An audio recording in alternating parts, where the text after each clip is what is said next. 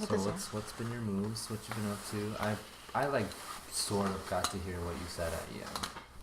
I know that's something completely different. Was that a while ago? No, like the other night. Oh, the other night. That I wasn't there, but I got to listen to some of it on stream. Mhm. Oh, you had just talked about EM. I think unless I'm wrong, you said something about being worth it. It was mad low. I could barely hear that, and then you had gotten into your dad and appreciation a little bit. Not that that's where you have to go, but that's like the last thing I really heard. No, that's good. I just came from EM, and we just had a big talk. Oh, we did. About all that stuff. Okay. In terms of what we were talking about was, is it worth everything that Jeff and I are putting in? Or like, just also speak for myself. Is it worth everything I'm putting in? Because I think it was just recently at a very stressful point. But I decided it's worth it. I always decide it's worth it. But I think it, like, acknowledging it that night and then today, like, definitely helped. So, like, do you guys talk about it collectively or just you two? Both. So me and Jeff talked separately first, and then we talked collectively tonight. Damn. Okay. You missed it. No, I mean, it's all good. Like, yeah. We just, like, I don't know, it just happened because we had evaluations. So we had just a big talk about communication. Burping. It's terrible. I didn't hear anything. Silent burps. Okay. Okay, that's what's up. All right, so I mean, I'm just curious curious about a lot of things. So, what are you doing? Like, what is your life? What are you trying to do? What are your goals? You touch upon, and we do talk, like, briefly here and there about stuff, but, like, vision. Like, overall? Yeah, you can do overall and then work backwards if you want. I just want to have it ingrained in my head so that I know. I see. So, like, a vague thing would be, I'm based in Massachusetts, for sure. I know that's, like, a big thing with dancers. It's, like, moving out to New York or LA. But my choice is to stay here and build here. Okay. For now, that's, like, my long term. Okay. Obviously, that can change. Yeah. But everything I'm doing now is building up to that. Okay. Hopefully. Okay. You know, it's, like, geared towards that. In terms of, like, the dance community and just community in general. So that's my general goal. Okay. I would like to, I think I talked to you about having a space. Yeah, you did. Eventually, but I'm kind of being low-key about that, so I don't want to say too much. Yeah. But obviously that takes, like, time and a lot of work, so that's my very vague goal with that. So why Massachusetts? I was born here, and then after college, like, I dabbled with moving to LA and New York and London and Utah and Vegas and Canada, and I visited all these places, and I always end up coming back here. And I love all those places, but I would never move out there to anywhere. Maybe London. But, like, so I found from all the traveling that I do that I like being based in one spot and being able to go out and come back. So I like a base to have. Okay. Yeah. When did you realize that?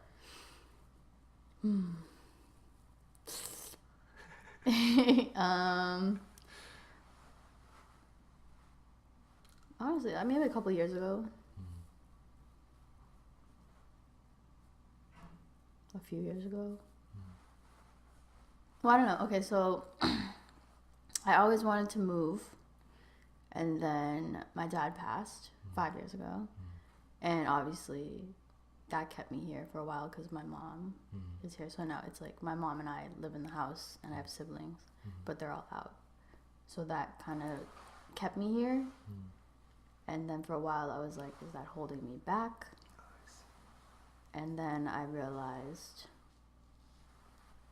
that I don't want to move away. Like, regardless of that situation, like, I want to build here. Because I also see, like, a lot of places are oversaturated.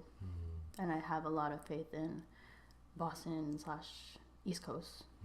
You know, not only here, but, like, Portsmouth. Yeah. With Anthony, you know, LA Beats and stuff. So, Ethan. Ethan. Okay. Yeah. So.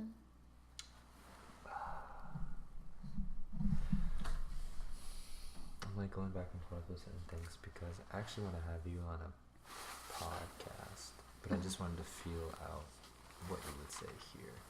Podcasts are much deeper than this. Some people go hella deep on this. It's more conversational. That's why I was like, oh, like, what's good? What is this? What is this? Oh, I mean, I put a little description. It's just a real talks. Really non-filtered conversation about anything and everything, with the intent of breaking down the process of how we may have achieved certain things or were able to conquer certain things. And so she's my final guest. We had 3 people on earlier and we talked about mad stuff. It's just really chilled. And the community here is really supportive and really dope, insightful, helpful, very talented people that are built around this community. Really supportive, super down to earth. If you ever, you'll just know if you stick around. So anyone who ever just jumps in or becomes our new friend through Twitch or whatever, we get really tight. Just because what we do is like super raw and authentic. But you wouldn't know that unless you spent some time with us. And I always try to link the homies together.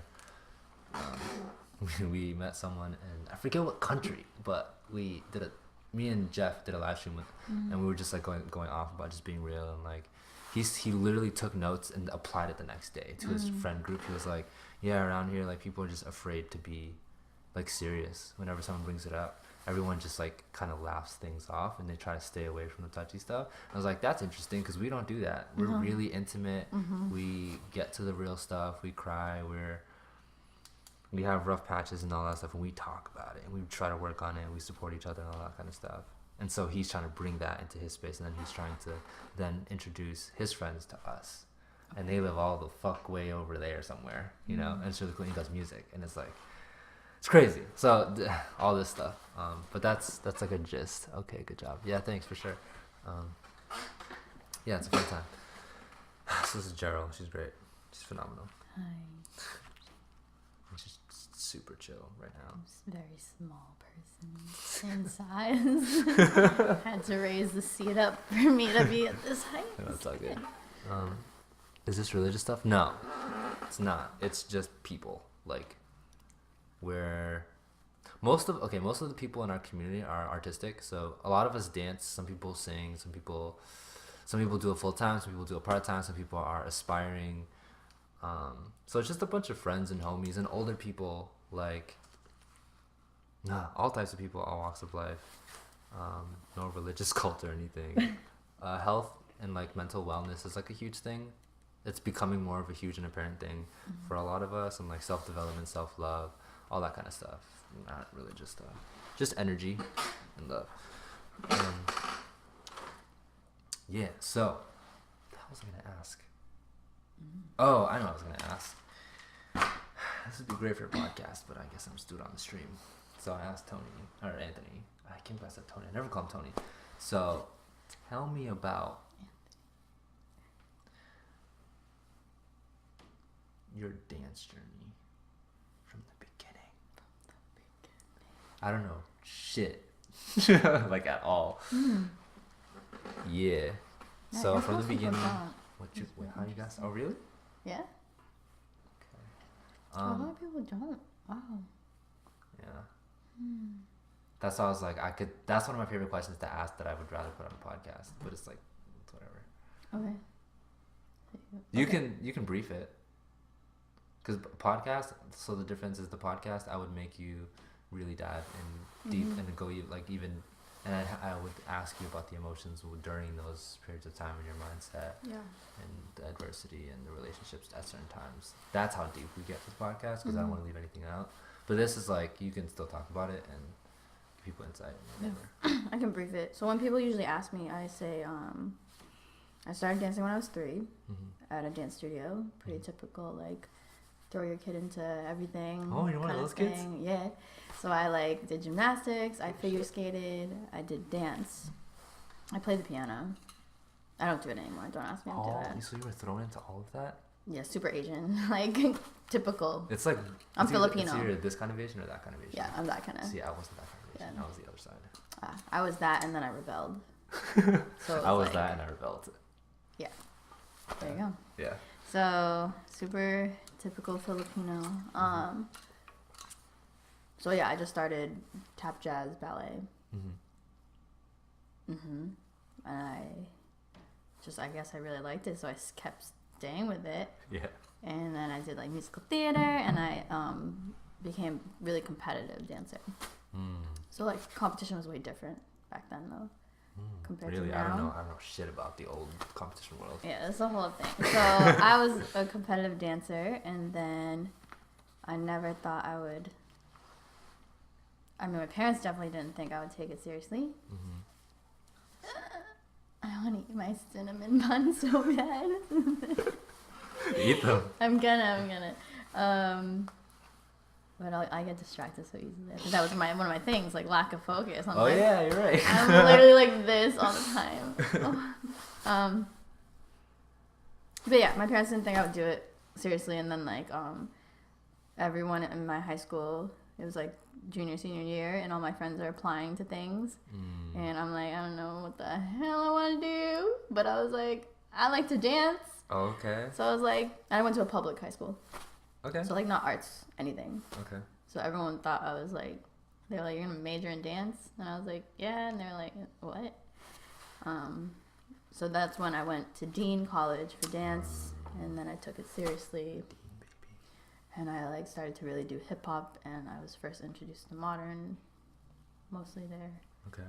And then I graduated, and then here I am, running around. I don't know. Okay. All right. That's dope. Okay. I didn't know you were thrown into stuff. Yeah, I figure skated till I was 14. And you stopped. I stopped because it was like, I was also competitive. Oh. And that's something that like, I don't know if you know. You are competitive? I'm a competitive person, but like I was competitive in skating. Yeah. Like I went to competitions. Yeah. And like all that jazz. That's like, Jesus Christ. Like 5 a.m. sessions. Look, I don't know what that like this. So. It's terrible. Yeah, I was like, I can't do it. It's very expensive too. So that's when when I was 14, I was like, I'm going to quit skating and really just dance. And like, I wanted to have time with my friends because like all my friends in like, is at middle school, beginning of high school, you know, like they like would hang out Friday nights, but I would have like ice skating. So I didn't get to do that. So that's why I quit. I see. And then I danced. And now here we are. We met through dance. Yes, we did. Okay. Did I answer your question? Yeah. Very brief. It's good. So... What? Okay, so what about, I'm just gonna jump to whatever comes to my head. So the whole collective, like promoting all the dancers and stuff out there. Who is that? Blazing Blue. Oh, that's Charlie. Charlie? What up? So oh, touching things. So what was I saying? What did I just say? See, we just can't focus. We're both like, cool. This is the last stream I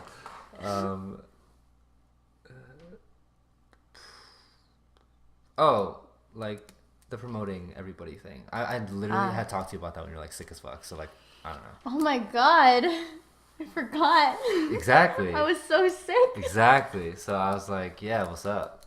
You probably remember anything, which is totally fine. Yeah, I don't. Yeah. So what? Promoting people. Mm-hmm. Oh, Kevin's here too. Yeah. So like, what are you trying to do? I just talked to Kevin on the phone on my way here. When I called you, I was like, here's what I'm doing with my life, and here's what I'm able to offer. The same way I feel about EM. Mm-hmm. So like that. So I just wanted to know, like, all right, like, what are you doing? Because I heard something from Charlie. Oh, what am I doing in terms of like promoting people? Yeah, are you trying to like bring it to a certain level? Like, what are you trying to do? Or is it just that's just it? Like, I think when I promote people's stuff, it's just me wanting to make sure everyone knows that things are happening. Of course. Because like what happens a lot, and it's happened forever. Mm-hmm. I guess not forever. Just since I've been involved in Boston dance community, which has been like 11 years, because I'm old now. So, anyways, the biggest thing that I hate is when people see my post and then they're like, "Oh, I wish I knew about it," because they want it to go. So like, I think with that, I just like social media. I hate, but also love. Mm-hmm. So it's a good way to try to prevent that from happening. Mm-hmm. So I have a lot of people hit me up and they're like, "Oh, what classes can you take?" And then for a while, before Boston dancing was a thing, I would just like literally sit down and like copy paste like all these websites or like just give like schedules out like to people. And then I was like, okay, like this is a lot of my time, but I want people to be able to go. So I would do it, and then Boston Dance Team happened, and then it kind of went away. So in terms of that, I think that's something me and a bunch of other people have toyed with the idea of like creating a platform to help promote the classes and just get a general platform so that people know more about what's happening. I agree. Or so it's easier, so that I'm not, and other people, I know other people do it too, like, so that we're not, like, scrambling searching and, like, shit. yeah, like, so we can just be like, oh, yeah, sure, go here, you'll find some classes, maybe you'll, like, because I do believe in, like, word of mouth is, like, the best way, obviously. Of course. So, like, I do support that because that also supports community. But, like, in terms of, like, putting the internet and all that stuff to good use, like, I think that's what, I don't know, I think that's what am I saying? Now there it goes, lack of focus. So when you ask me about promotion, that's what it is. Okay. So did you see, besides like being aware of Boston dancing, like, and you said talking to people, so is that gonna be something, gonna build into something new soon? Possibly. Like I said, we're toying with the idea. I have been involved in like group like conversations about it. I think the biggest thing is like, how do we do it? What's the best way to do it? Who's gonna do it? You know, because like I also toyed with the idea of like doing it myself, and I was like, okay, it's not a one person thing. You know, but then it's like, who do I trust? So that's something that I've thought about, and I've thought really, really, really hard about it. And so I used to not tell people this idea, but I'm just do it anyway because fuck it. But maybe someone else will build it, or maybe no one's gonna build it, and I'll do it myself later. But so I've had this idea for a long time, and it was when, maybe I'll get into part of it, not the whole thing. And I brought this idea up to someone who has experience in that field. But an Ian Eastwood class was happening, and I only found out about it because someone tweeted it to me. Right. And I was grateful I went. It was a really good experience, chill guy. And then I looked in the app store and I was like searching for something. I was like, oh, this is not a thing. This idea is not a thing, and I don't know why it's not a thing. It's not a thing yet. And so I was like, oh, that's like a gap in the market. Nah, that's like taking what you're thinking, but like really putting it into work in a way that's going to be really efficient. And what's missing in this space is an app for different types of creators and independent people. And the way that we use Airbnb and Uber, again, someone's probably going to take my idea and run with it. I don't know. Well, actually, I know somebody who's working on something like that Really? right now. And then I also have another friend who mentioned something like that, but I don't think he's taken the steps yet. Okay. But there is somebody who is working on something like that. Okay. I'd love to be in touch with people like that because I realized like how much time it would really take, like a lot of time, and then finding developers and all that stuff. I'd just make an application, but an application that would compete against Live Nation and Ticketmaster and Eventbrite and Facebook and Instagram and YouTube. Just making an application that gives power to local businesses, because that's what it will do, and it will empower a lot of creators like ourselves.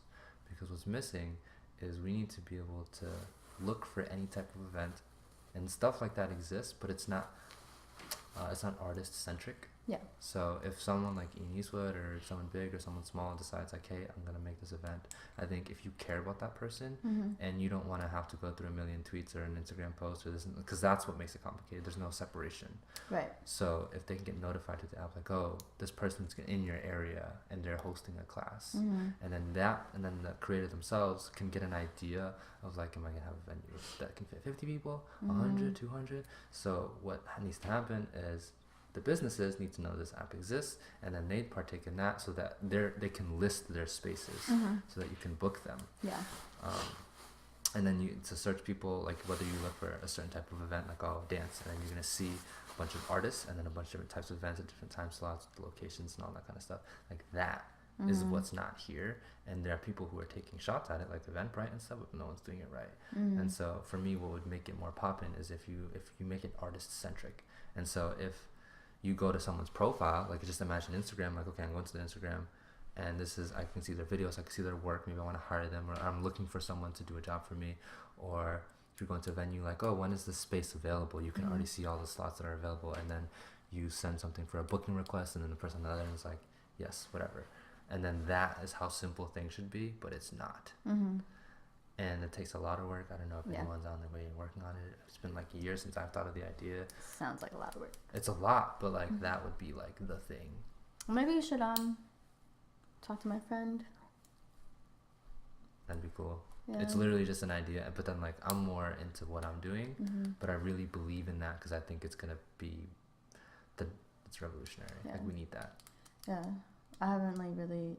He's actually sent me something that he was like he wanted feedback on. I just didn't get to listen to it. Okay.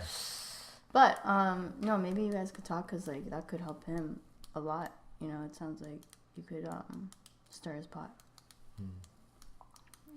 But the other thing I was thinking about was, the whole who's gonna do this page or like whatever, dance and stuff. And so I've thought about what that would look like if you did it, and what the process would be like.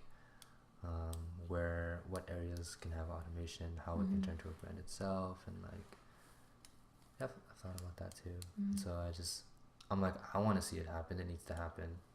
Like someone needs to create a solid model that works, and then it needs to be sustained financially, and it can with the right minds involved and stuff. And so I want it for everyone else, because when people always ask about classes, or if I'm out here like pushing stuff, I just push them to certain people, like, just follow Sean or follow Stacks or whatever. And it's like, or you could just say, go to this page. Exactly. This is the end all be all page right now. Yeah. And I really liked Kaylee's approach. Yeah. Because she tried, which is dope. But it's a lot of work. Yeah. For sure. And I just feel like that could change, but it just depends on how you market it, so that it's not a lot of work. So I was thinking about that, and there are levels of automation that you can do. You just have to integrate a lot of tools, and I'm learning this as I'm working on myself and my brand and trying to automate a lot of sides of that. I'm just interested in seeing it happen now. Yeah.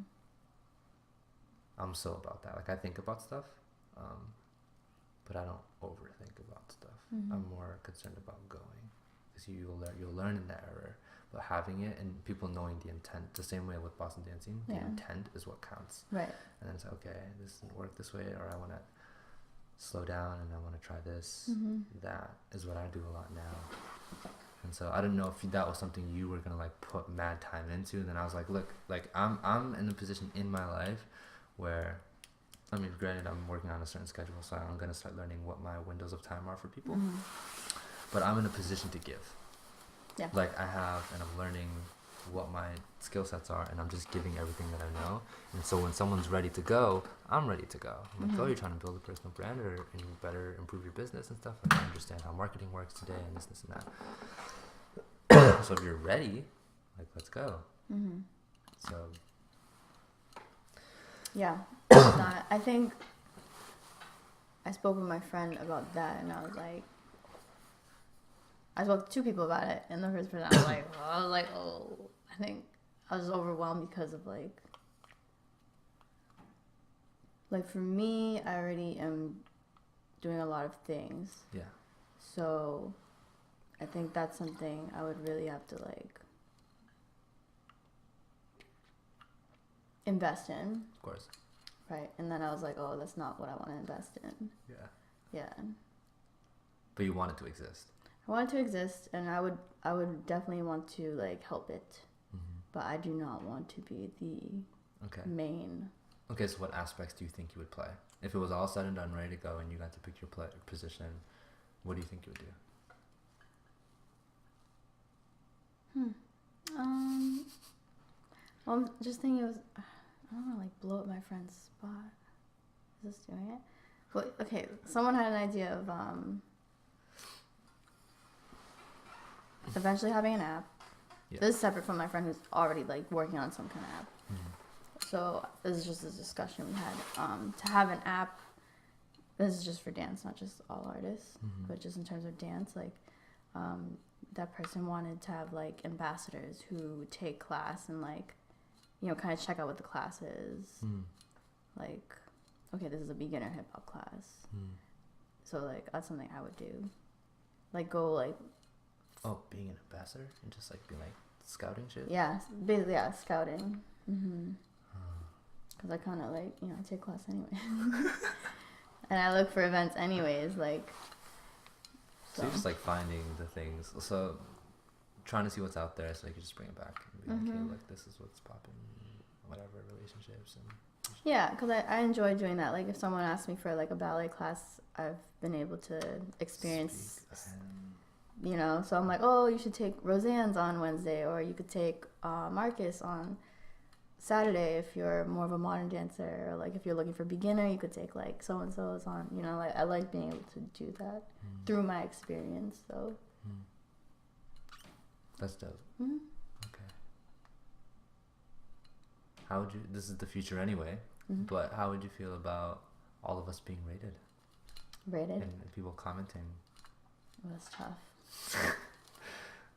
We all have profiles. People are gonna take your class and they're gonna be like, yeah, well, because I know you watch Black Mirror, and I'm like obsessed with Black Mirror, so that is freaky. To that extent, it's freaky. I don't like it. Yeah. But like, I mean, it already happens with other businesses, and I've heard about like how they hate it. Like I know Eggroll, like, oh, someone left us like a really terrible review on Google, and they didn't.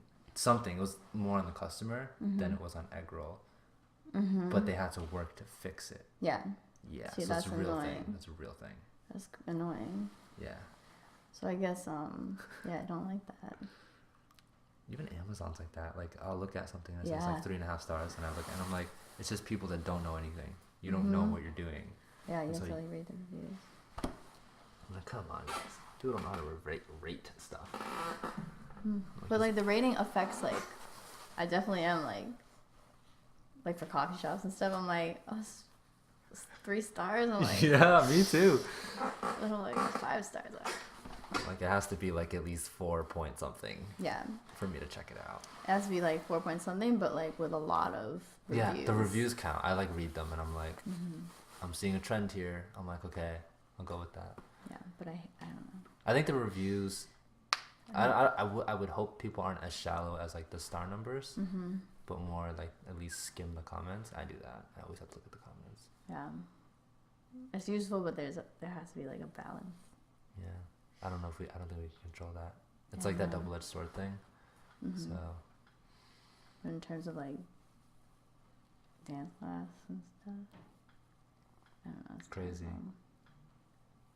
Yeah. Well, that's interesting. I've never thought about that until now, but yeah. No, now I'm just thinking of like if someone were to like rate my dance class, my open class, and if they were to like leave a bad review.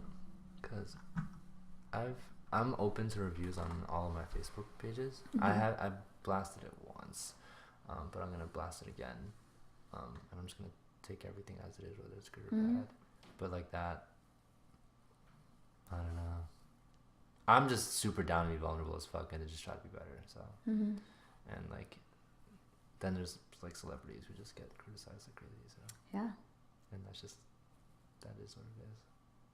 But the best way to control that is to have power in your social media. I love social media for that reason. Because being like an artist before is like way off topic. Like the people write about you and you have no say. Yeah. Whereas today it's like, go look at my Instagram and you'll know, or my Twitter or my Facebook, instead of believing this stupid article about me. Yeah, I appreciate that. Balance. Like. Yeah, but I'd be down to like work with whoever or just see what people are thinking, because I want it to exist too. I don't even care about having any type of thing for it. I would just throw in ideas in terms of like just basic, like having a good online brand, just doing it correctly in that sense, and then being okay with failing and getting things wrong and be like, oh, we're down for today, sorry. Like that's how I am, because I don't think it's as serious as we make it out to be. I know people will rely on certain things, but I'm like, sorry, like I'm cleaning things up, like that's just how it is, and like we're trying something new, we're gonna keep trying and trying and trying until we really find something that works. So there's definitely a way to automate things better. I just can't think of a system besides an app, and I think an app would be like a perfect thing, but just like before that, because you could even use something to build momentum and then be like, hey, we're launching an app. Yeah. And then those two, they can partner, or you know what I mean. But if it could live on Instagram, Facebook, a website, a YouTube, then that's a great start. But there's no perfect way to do it. Yeah. There's just doing it. I was like, who's gonna do it? Yeah. If it needs to be a collective, I think it should be a collective. Because I think about it a lot too. Because like, especially whenever I go to your stuff, I'm just like, I expect to see listings of classes, and I love putting people on too. But I just do wish that there was just centralized stuff. Especially when people ask me stuff, I just pass them over to other people who are more in the dance scene than I am. Which is, I think, is a fantastic thing, because it's great to pass on like your friends and stuff. Yeah. And I say that regardless, but I just think we need it. There was a dance network before too, right? That was true. I was just thinking that. Yeah, I it was just like, came there to my was head. Dance Network. Yeah. Yes, Tariq. Tariq has done so much. We love Tariq. Yeah. It can happen. It just needs to be done correctly. And so, and I've learned from those too a little bit. I watched and I just looked at, especially Aries, because that was more in our face. Yeah. So I was like, I can see where a lot of this can be made here. Yeah, I have a group of people who are definitely all wanting it. But I don't think any of us really know what to do. You know what I'm about to do? Because I'm this person, and especially too, when people take too long, I just go. Yeah. And then they say stuff to me, and I'm like, well, what do you want? And then we compromise. So I'm about to just like launch something, and then have people hit me up and then be on board. Or they're gonna be like, who's that? And they'll be like, hey, Jeryl, did you see that thing? I'll be like, yeah, I know the guy. You should talk to him. And I'd be like, yeah, I was just waiting for you guys to stop thinking and just start doing it. So I could do that. I've thought about it really hard, but because I know that was somewhere here, and then Charlie had mentioned something, I was like, oh, I'd much rather be two people than one. Yeah. Yeah, you're right. That's definitely where it's at. Yeah. I'm not trying to maintain this thing. Right. Hell no. But there is a group of people just thinking, I'm part of it. I'm part of the group. We're just thinking. Yeah. Yeah, I'm probably gonna If anything, I don't know. Because it's not my thing either. But I just want to get the ball rolling so that it just happens. Because I think it's a really important component, especially since it affects. Because dance is such an important part of all of our lives. And I just think it needs to be there. Yeah. So that would make all our lives easier. That's okay. Move my body. So I might hit you up about certain things and just go in like snail mode because I'm trying to balance. I have now Katana Real Talks has its own entire channel, and so does podcast and dance content are all separate channels. I have Instagram, Tumblr, YouTube, Facebook, TikTok, all this shit for each one. I don't know how you do it. I'm just getting started though. I'm gonna have editors. That's why. I'm gonna have 3. So that's how I'm gonna do it. I can't do it without them.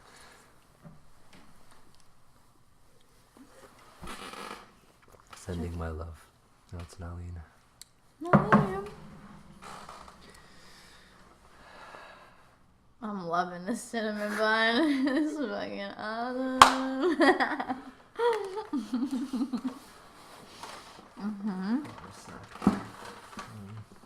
Okay, so there's that.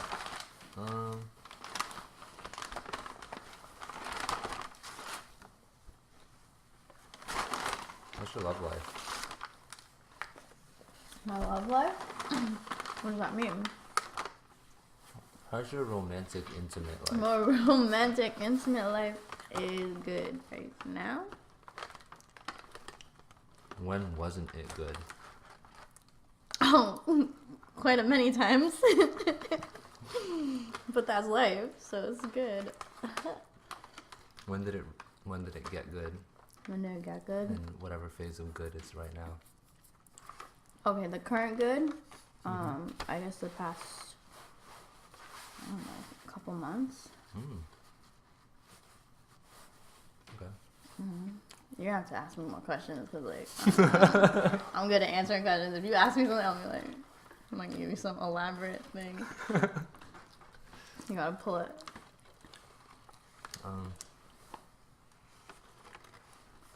So how'd that happen? Is it like low key? Okay. Is it low key? I'm asking you. I mean, I'm low key. Yeah, for sure. I'm pretty private. Yeah. I'm private, not like I'll never hide something because I feel like I've been in relationships where I felt like I was hidden, probably because people were cheating on me or something. But it's totally fine. Like, whatever. It's fine. But no, yeah, I know the feeling of being like tucked away, so I'll never do that to somebody. But I'm not somebody to like throw my business out there. So if that's what low key is, then So is it just one person? Is it a man? it's a man. Okay. I never want to assume things, so I always double check, even if I know someone is I'm very they go open. one way or the other or whatever. Yeah, I'm very open-minded. So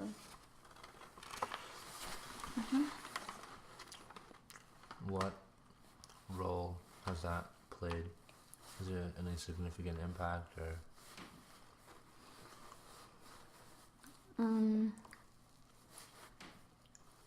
It's been interesting because let me think.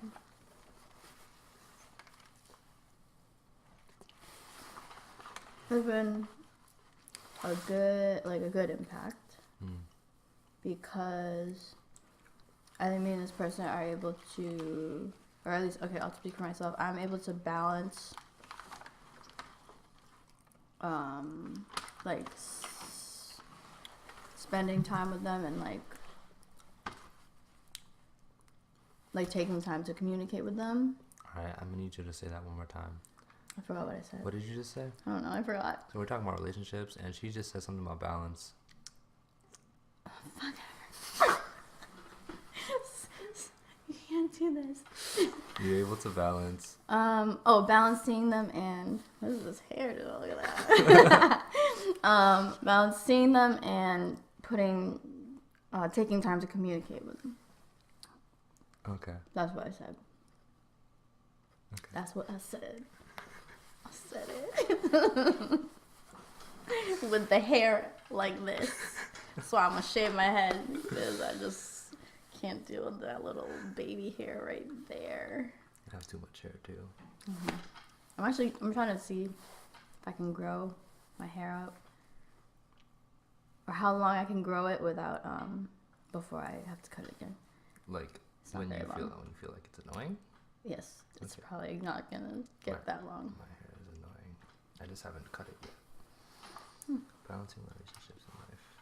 I just wanted to do that because there's someone who sucks ass at that. And yeah, well, it's hard. no, it is definitely hard.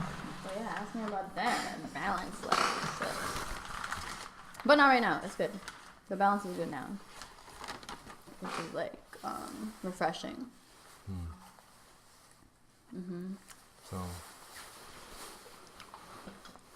let's see if we can get psychological and deep, maybe. What do you feel like? What purpose is this person serving in your life? Either as an individual, or like as a couple. So how I see things, what makes sense is there's Jeryl in her world, there's Palana in his world, and then there's Jeryl in Palana's world. There's 3 different styles. How you move, how I move, and how we move when we interact with each other. Okay, so first one that you kind of have the impact or the role, not the impact, but like what roles do they play or fill for you as them as an individual? Like what kind of fills you up because they're there?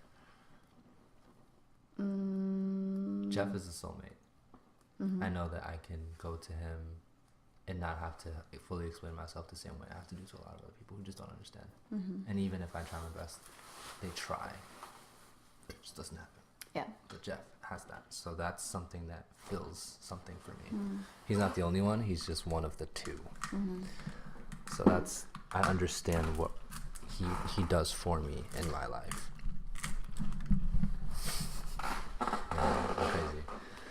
Have you thought about it? Have I thought about it? Yeah, I think about these things. For this person? I haven't really thought about it. Maybe I have, and I just haven't really acknowledged it.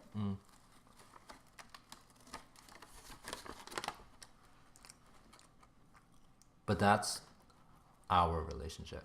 Right. That's how that makes me feel. For him, I'm just like proud and supportive and all that kind of stuff. That's me and most people. So I really respect people's individual lane. I put that first. Second is what they provide to me directly, and that I'm selfish for. Okay. Oh, in a selfish form. Yes, sure. Yeah.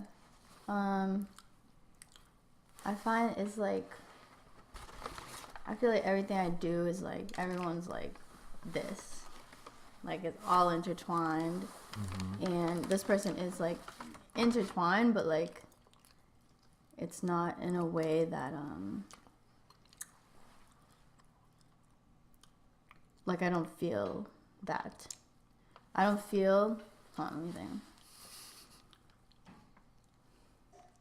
I'm able to like see this person and I'm not like, they're not attached to everything else that I'm doing. Okay. Dope. Which is weird because they like are, but like it's not like that when we're chilling. Okay, attached. Okay, attached in like life-wise, like they're not in those places too.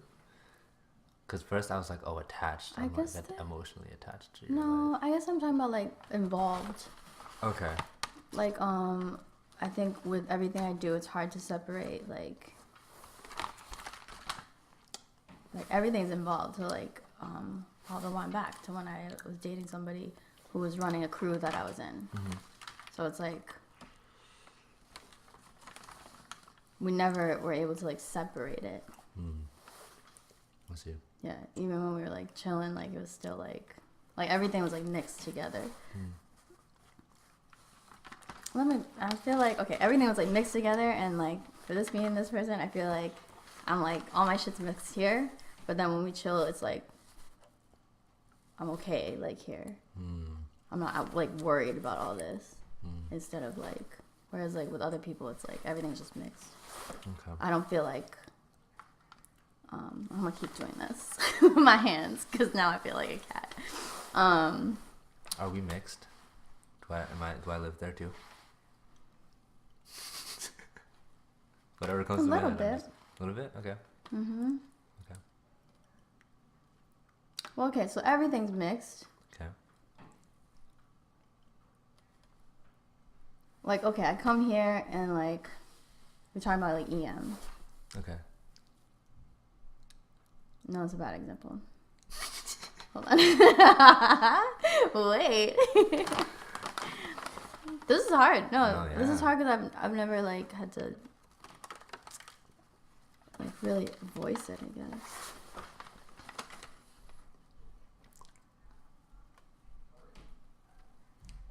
I think I feel like I'm able to like be on like my own planet with this person instead of having to be on Earth. That makes sense. Like when I chill with this person, it's like I'm not worried about like everything that's happening on Earth. I'm like over there, like chill. So it's like a good impact. Like rewinding back to your first question. So are you worried right now? Huh? Are you worried right now? Worried? Am I worried right now? Mm-hmm. Are we in the mix? We're in the mix, right? We're in the mix. I'm worried. I'm always worried. That's because I'm like anxious and always like crying inside. Okay. So, that's so interesting because you're saying all this stuff and we've never talked about that because I don't really get psychological. So then. Oh, we got to talk a lot. Yeah. So then is this?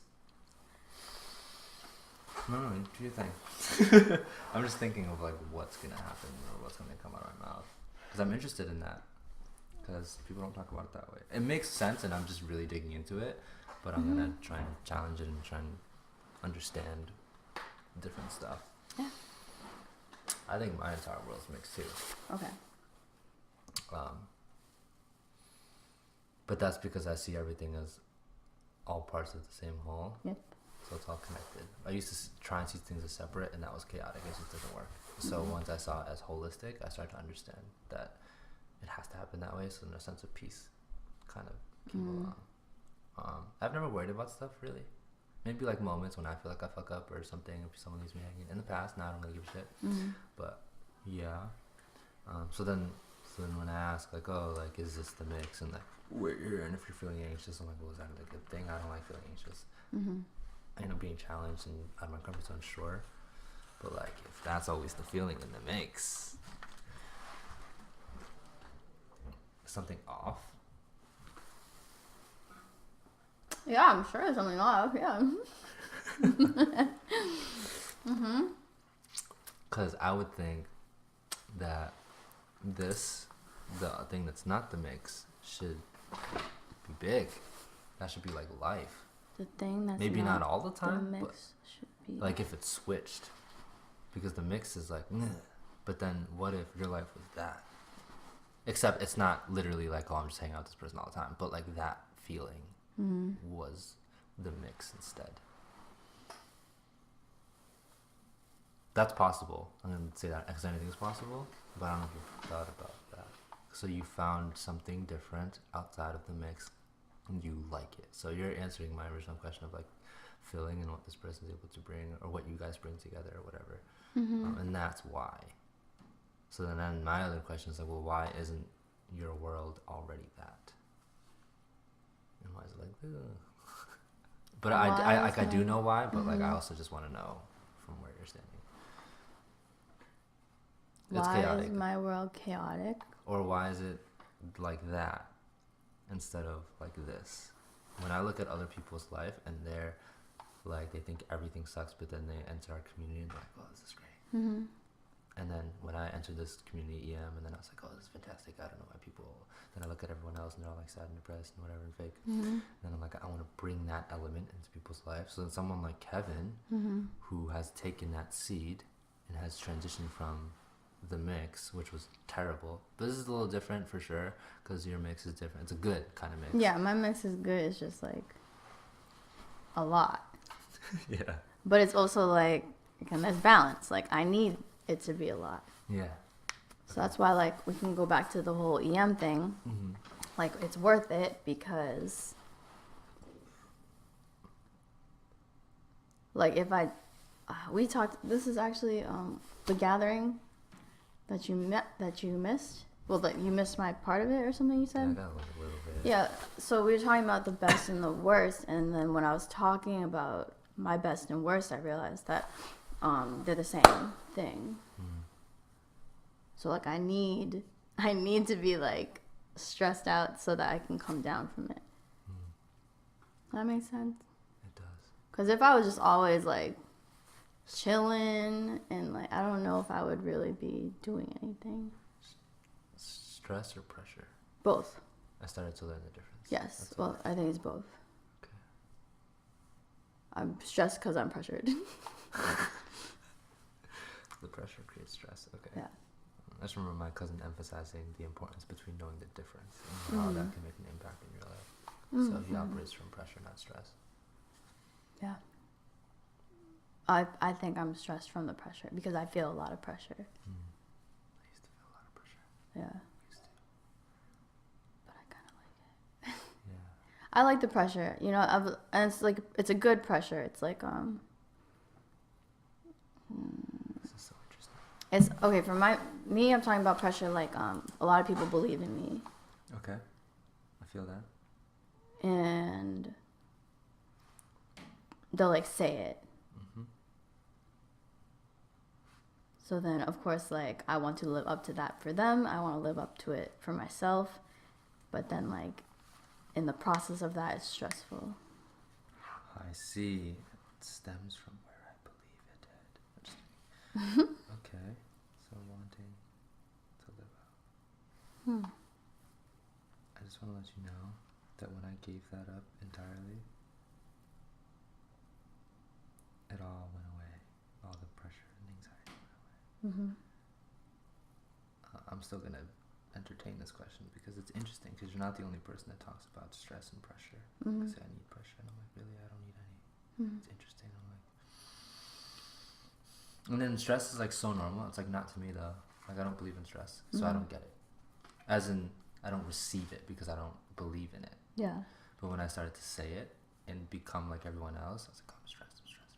But when you convince yourself that it's not a real thing, it's not a real thing, because your mind doesn't enter that space because it doesn't even know what it means. So it's removing it from the vocabulary, and then you say, you put it there because you don't know if you would be able to do, and that's what some people say too. Like they need the pressure, they need the stress. And I'm like, that's interesting. But I believe I have a counter. Is it 100% foolproof? No. But have I seen people be successful and happy and great and not stressed? Yes. Plenty. No one's perfect, and I'm just like finding these different things, and I just want to share it and offer different perspectives. So for me, I used to have all of that as well, from parents to family to friends to dance community, and then I would let go of it bit by bit, every day, all the time. And when I finally reached that final point of truly just not caring, like, yes, I want to deliver and I want to do great and I want to be all these different things and I have expectations, but I don't. I'm not in service directly. I don't find life in that way necessarily. And I feel like it's because I've played with so many different tools to try and understand why everything is the way it is and how we think and what motivates us and all that kind of stuff. So I really get to the nitty gritty of those little details. That's why I'm interested in saying, like, really digging what all that means to you, and then seeing and sharing what I've come to from being in that place as well. So I'm fucking doing the most. I've always been doing the most, and it's a lot. It's ridiculous. And then you do it for other people, and you're out to prove shit to people who don't think you can do it. And then you feel like you're on a time limit and all of this stuff. When I let it all go, the ambition was still there. The only difference was that, so I move faster. I'm not on anyone else's time, and what is in front of me is what gets done first. And what that means is, so I've never had a problem with getting distracted. Granted, I'll say discipline is there and having a really strong bond with my vision. So I realized that I don't think having a big enough vision counts for anything either. I had a conversation with someone about, she's like, oh, you know, if your why is not big enough, then that's why people don't get their ass up to do things. And I was like, oh, that's true. But then I was like, but people have pretty big whys, but they still, and I'm like, okay, so it has to be how strong, how connected are you to your why? Okay. So what's the thing in the middle that's stopping you from, because I'm like, look, like I don't play. Like I'm like all the time, I think about, who the hell would this be? What are you doing? We're just talking about real life right now. What are you doing? But if you, I feel like, have you been on the stream before? I feel like I recognize your name, but I could be wrong. But anyway, I forgot where I was going. Focus, discipline. I forget the point that I was going for. Focus, discipline. The why. The why. Connected. Oh, being connected to your why, like how. And I'll talk about being faithful to the vision and stuff like that. So for me, it's easy. I can't really get distracted because I understand what I'm doing it for. I'm really strongly connected to it. So then I'm like, okay, well then why do people get distracted or unfocused or this and that? And I'm extreme, so instead of being on that one side of like, no excuses, I have that part of me and it's real, but I'm also extremely empathetic and I'm curious. And so I put myself through a phase where I was being not me, in the sense that like, not being the me that I knew who I was at the time, which was motivated and wanting to build and hungry and learn, like that. Okay. I did the opposite. I was like, let's not do that. Let's do the whole feed the inner child thing. Let's relax. Let's not be ambitious. Let's be like everybody else. Have a normal routine. And I'm like, let me do this and see what happens. And then I was like, oh, this is the shittiest. I was so against it because it's not normal to my biology, because I've conditioned it a certain way, obviously. So I was trying to break a habit, and it was the worst thing in the world, because I just wanted to do things, and I was like, let's not do anything. Sucked ass. Imagine you being, I mean, like you breaking a leg or something is like a form of it, but like intentionally not doing all the things you know that you should be doing or feel like you should be doing right now. Just going backwards. So I did the extreme because I wanted to learn. Because I was after balance. I was looking for balance. I wanted to understand, because I didn't like that I had breakdowns. I didn't like all of the negative emotions or shitty things that came with who I was at the time. So I was like, in order to figure out these answers, I need to do something different. So I did the opposite. And I had some level of guidance. I was like certain people in my life and things that I was doing that was different. And that's through all of that phase, I became more compassionate, more empathetic, way more patient. Self-love accidentally started to come my way. I was like, oh, this is what that means. Being able, then the holistic thing, I was like, oh, instead of work, which is easy for me to do, it's natural. It's not, there's so many components missing. Health came after. So I started being more conscious of health. And I started being more of an advocate of the environment and doing all these different things that came from the other side. So instead of just using masculine energy to fucking dominate life, I took a break and realized or needed to learn what was on the other side. Come back, and now I have both. Is it complete? It's perfect now. But am I really, I feel good about it? Yes. More peaceful. Understanding anxiety triggers, if any at all. Knowing the difference between ambition and intuition, and knowing the difference between delusion and intuition, and people don't know the difference. And it's a really tricky feeling that you have to learn. So when I had recently let go of certain ambitions, I was like, I finally understand there is a difference between having an ambition and being in tune with your intuition, because we all want things, but the timing could be wrong. But we just don't know, so we're kind of just forcing it. But when you're connected to a decision and it's intuitive, you move so much faster, and there's no detours. So the power in trying to find that balance and the whole mix thing and the stress and everything, I think if you just move closer to your center Yeah. You start to really know what's important, but it's hard until you let go of all the noise first. Yeah. So when you do that, because now there's like, okay, now it's like you have an empty slate, but it's really not empty. It's just that this is out. And so all you see and feel is a pull.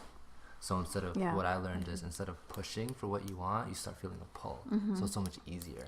And you don't, I don't struggle anymore in the sense of like, and I remember seeing my psychic, a psychic, and they're like, I don't see any like hardship in your future. I was like, great, me neither. Just because the perspective thing and the certain lessons and tools that I've been able to get are all what give me that. And so I think it's important to know who you are at the moment, but to never confine yourself to who you are at the moment. Okay. That's really important because you can change. Right. And as long as you believe that, you truly believe that anything's possible, because people even limit that. And there's been too many things that's happened for me to, like the biggest miracles are always the ones that involve healing. So from people that I look up to, like over the internet, who've been doing amazing things, to some people like Tony, who really mess with the limitations of our minds. Like the most amazing thing he's done so far was someone who had, her peripheral vision was like, she's blind on like the sides, so she can only see like that, so she's not allowed to drive. So he had a session with her and he was able to cure that. And I'm like, we've been taught so many things wrong, which is I'm so passionate about all these things. And so if you say like, I operate from stress, or I need pressure, or if you're afraid of who you will be without pressure, then that's a fear. Yeah. So the paradise that you have with this one person can be your reality all the time if you're willing to take the risk. Wow, that's cool. Because I just thought about that. But you're not confined to who you are today. You can literally choose how you want to be. And you'll get things you want intentionally, and there'll be a whole bunch of random shit, obviously, that falls into your lap. And you're just like, oh, I didn't know this, or this happened to me, and I feel better, or I feel worse, whatever. So that's always going to happen too. So a lot of the things that I've learned have been accidents, but in the pursuit of something specific. Like, I want to focus on self-love. And as I was doing that, I was like, treating myself better, being nice, right? Like being kind, not beating myself up. I was like, and then I started to learn, I was like, oh yeah, shitting on your mind for something or something that you did is not a good idea. If it just happened, it's something that happened. But when you judge yourself for having thoughts, or if you judge a mistake, I'm like, no, it's a mistake is a mistake, or a thought is a thought. But when you add more shit to it, that is what slows a lot of things down. So I learned that, and I learned how to let that go and all these different things. So with self-love I started to notice, I was like, I'm really more patient with other people. I'm like, why? And I was like, oh, it's because I understand that a potential hardship that they may have had. We're not taught to see people like that. So I learned through reflecting on myself. I was like, damn, pain and suffering and stuff. I was like, oh, I'm sure they might have gone something difficult too. So the patience and empathy was like this. And that was an accident. But I'm a big advocate of it now. But that's why I really push towards self-love, because it'll unfold so many things for you. You'll move faster, I can tell you that. That if you decide to slowly work at that and you take that risk, because instead of choosing stress and pressure as a motivator, it feels so much better to be pulled than to feel like you're having to fucking fight and then question why you're not focused. And if it's,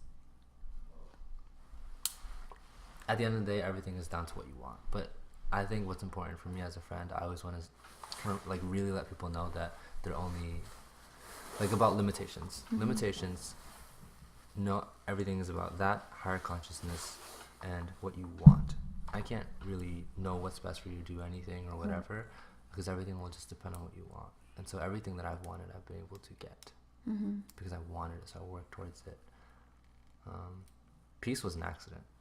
That hit me like, it was like, and I was like, what is this feeling? And it was just like, oh, no one's opinions bother me at all. And people would be like, hey, you should think about being a guidance counselor, or you should think about being a therapist, or you should go back to school, or like, I don't know. And I'm like, I already know what I want to do. Like, I just don't care. Like, I know exactly what I'm doing. And so much so that I'm able to convince people that, like, holy shit, like, he knows what he's doing. And so people I don't know. I feel like they don't know where to go from there because I know what I'm doing, and it's not like me trying to prove anything, but me really understanding through so much practice. Mm-hmm. And it's a good place to be in. And I'm motivated all the time. So like there's no blockage, right? So you're just flowing like crazy. And I think that the real thing that is stronger than pressure and stress is feeling connected to everyone. Yeah. So once you are like here, to me it's like level 2 is this. Level 1 is living like everyone else. Level 2 is really trying to master this. And what starts to happen is you start to creep into level 3 automatically because you start feeling connection to other people, and then that becomes the driving force. And that's what drives me every day. I know that's what drives some of the most successful people every day, all the time. They don't need the pressure. So someone who's like that I look up to is just Gary Vee. Yeah. He just loves it. Yeah. He doesn't care. It's really intense. About. Yeah. Yeah, have you thought about any of that? Sorry, you said Gary Vee and now I'm like this because like I watch Gary Vee and I'm like, ugh. It's good, but I'm almost like, no, yeah, he's intense. Yeah, it depends on the person. I only listen to him when I want to receive a certain energy because I already know the spiel and I learned a lot from him. He's awesome. But yeah, That's interesting. never thought about that. Or No, well, because I think a lot of my mentors, I see a lot of my mentors like are stressed. Oh. Okay. I mean that makes sense already. Yeah. Actually, right now, like I think 3 main people that I look up to are like hella stressed.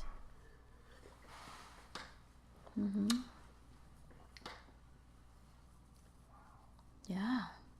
I mean, stress is so normal. I can say that now. Yeah, but it's like I'm watching them. Whoa. Who did I say this to? It might have been Nalene, actually. I was like, I'm watching all these people I look up to. And I'm like, is that me from now until I'm their age? And I was like, oh, shit. Hell no. Yeah. You know? Because, like, these are people, like, that range from, like, 34 to, like, 60. Okay.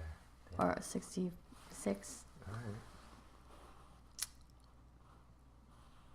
Doesn't have to be. Well, I mean, they're all awesome. They're doing great. It's just I'm literally watching them, like, really at, like, a... Like, they're all, like, up here right now. They're, like, feeling like this. Yeah. Mm-hmm.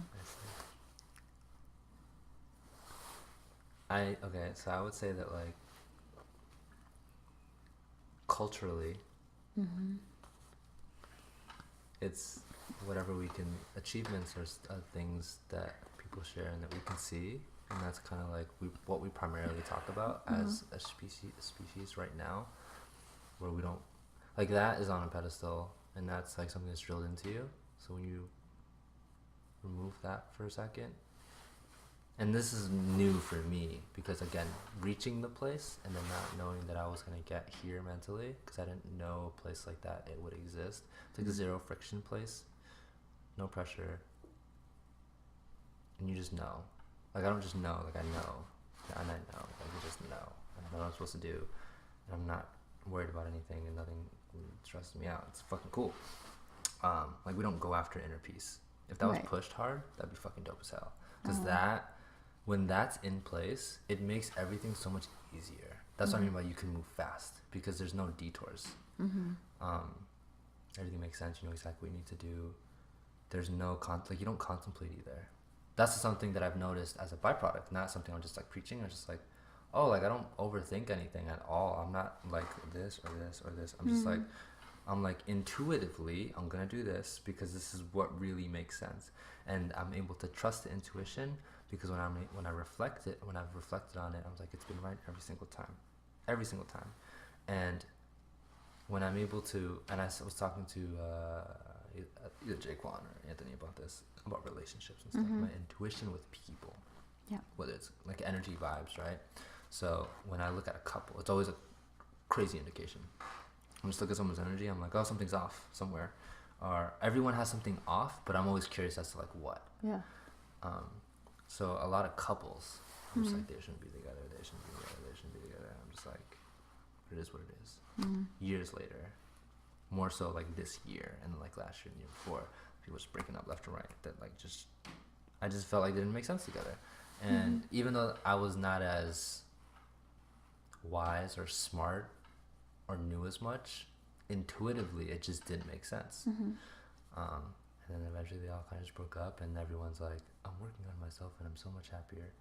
And then I would ask them, I was like, why were you with them? What was the reason? And then one person's like, oh, sense of security. And I broke it down for them. I was like, okay, I'm going to make an assumption that these are all the reasons, because you explained to me about your parenting background. So this person served as, you wanted to be like them. You didn't pull anything from them though. You just were like, oh wow, they're perfect. They got their shit together. They're confident, all this stuff. You're none of those things because of how you're raised. And so that's why you're so drawn to this person. You broke up with them and you finally are finding your way. Another person, I was like, oh, like, why were you with them? And I told them about how I felt intuitively and stuff too.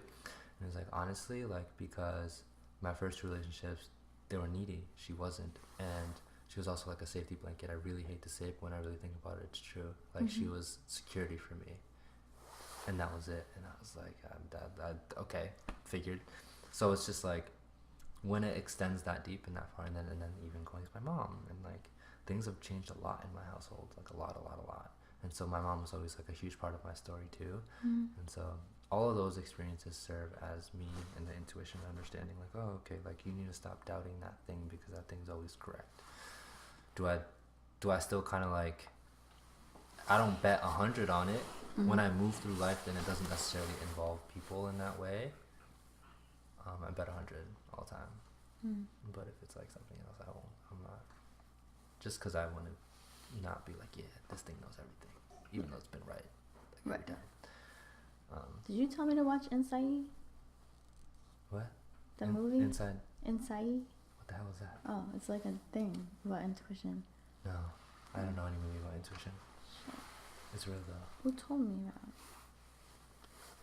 Anyways. Yeah. Sorry. No. It was just in my head. I was like, did Patana tell me to watch this? I just want to see you kill it in a way that it doesn't have to be that way. I'm trying to like help everyone figure that out because it's a really Yeah. Yeah. And then even being in this place, I don't feel the need to accomplish necessarily because I'm not seeking anything. I'm not seeking fulfillment from it. I'm not seeking validation from it. I don't feel like I'm going to be worthless if I don't do it. So it's finding peace there. Because in some ways a lot of ways we all do it to be seen. We want to be relevant. We want to be noticed. So that's like a child. So it's like, that's why we do these things. That we matter, we're dope, but in some way, or I'm contributing, so people need to know. Yeah, so that's kind of there. Regardless of whether you do a big scale, little scale, it's still a part. And that's like a human thing at the same time. But these are literally the questions and the processes that I put myself through because I'm really trying to figure it out. And that just came from knowing that I want to be someone that owns something like a business, and understanding that I have to be mentally stable. I need to be prepared for all that. I feel really good about it now. Yeah. But yeah. It's there and it's real. And you have to sacrifice a lot. Yeah. It's fucking terrifying. I mean, I don't dance with intermission, but that was part of what I had to do to get to here. Yeah. I see. Yeah. EM, sitting with EM, following the feeling for once, and setting off on that path. Yeah. It's hard.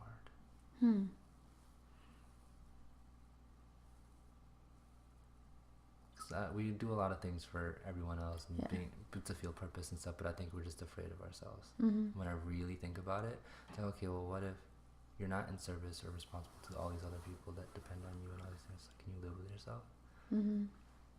it's hard to really. I've never even thought about that, but as I'm thinking about it right now, I'm like, yeah. To be non-impactful and to not do those things for people and not whatever, all of those things. Whether it's you feel like you have to for them or like you need to do it because you need to.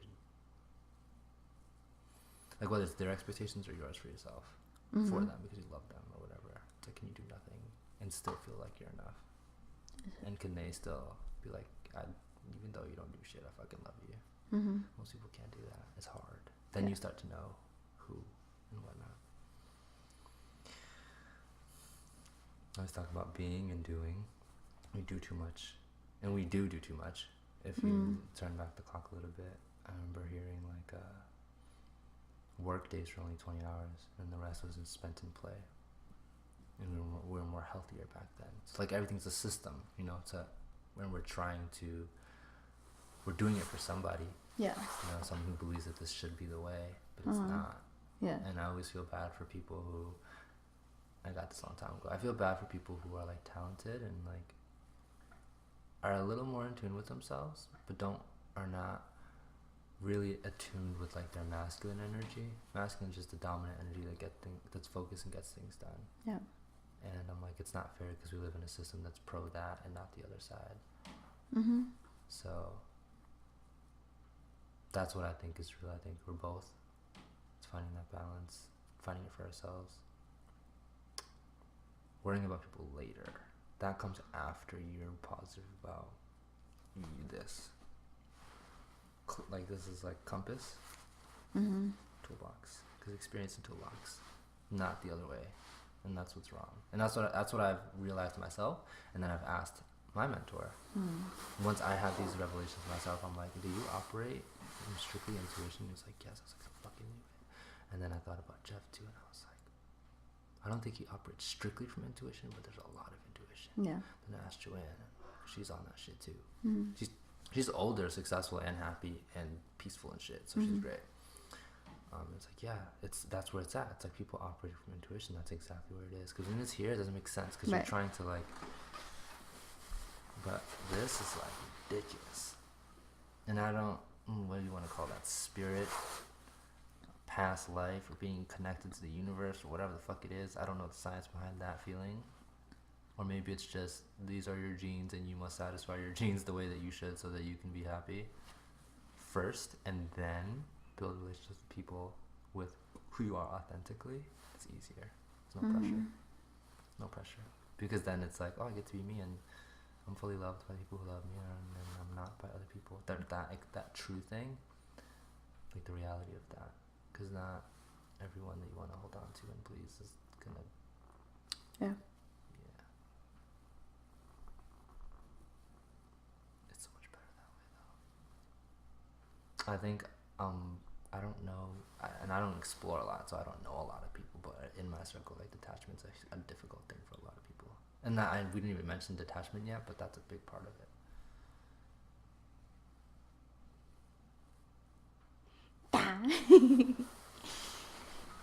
I don't know why. You make me go.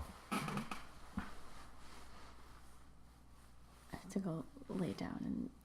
Yeah, you make me say more words than I normally would. I mean, I talk a lot depending on what it is. I love listening more. But maybe I feel like every time. Huh? Nothing. Go ahead. No, I was gonna say every time we like chill or like I mean like I don't know, I'm always listening to you. I'm always like, and then I'm like, oh shit, and then I have to go home and just think. I mean, I just care. I think maybe it's because I care and then I know that you're receptive. I don't know. Oh well, I needed to hear all that, so it's good. I'd like for your world to be more peaceful. There's still ambition there. It doesn't go away. It's not natural for it to go away. Because we're naturally, so you look at a child, I always think about that too. You look at a kid, they always want to do stuff. Always. Yeah. And then we kind of just fuck them up. Yeah. So I'm like, oh, look at a kid. It's like, that's what it's like to be present. One thing that reminded me, this lady was like, children are profound and they're amazing. It's like they can go one moment laughing and then crying and then being upset to being happy again. We don't do that. Yeah. But they can. And they're amazing. But we can do that. We've just lost it because of the norms and the social things. So we don't know how to be present with right now. We're always like thinking. Children are like great. If you look at them that way, you start seeing like, oh, that's happiness. I'm like, they don't have a degree. They don't have this, they don't have that. They're just happy right now. Or they're just upset right now. But they don't hold a grudge. Yeah. They move on. You put food on their face or you do the thing that they like. They just get happy. I'm like, that is fucking mastery over being present. That's so key. Because they're detached from certain things and whatnot. They're not fully attached to stuff right away.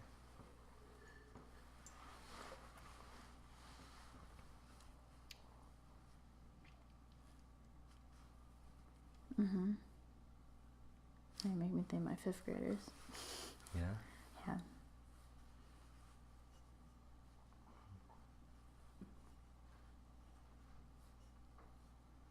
Do you want me to tell you why I was thinking about that? Like, you're looking at me.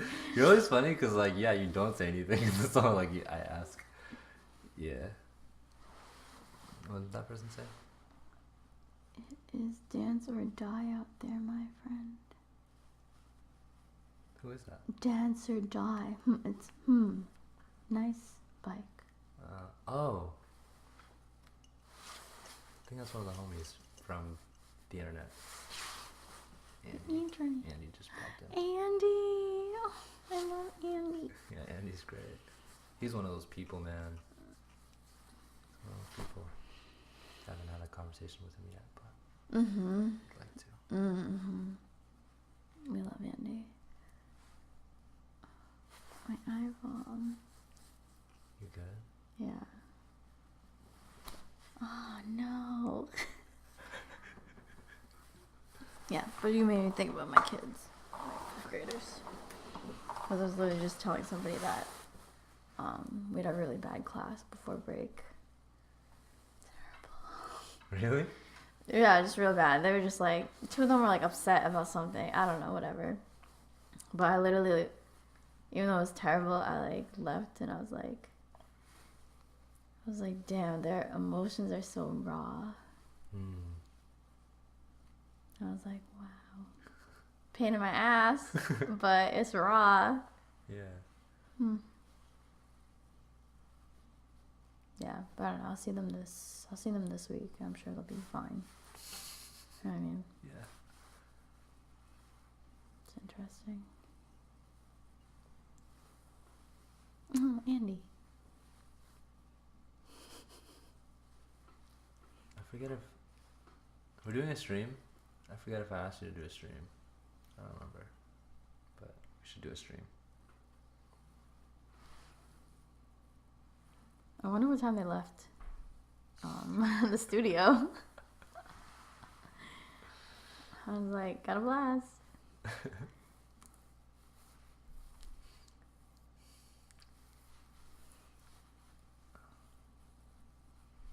It's so funny. We're like joking, but I'm not joking. For EM, we're like at the point where usually I put like rehearsal like 6 to 8:30. Yeah. Now it's like 6 to question mark. It's at that point now. It's that time of the season. You're never leaving.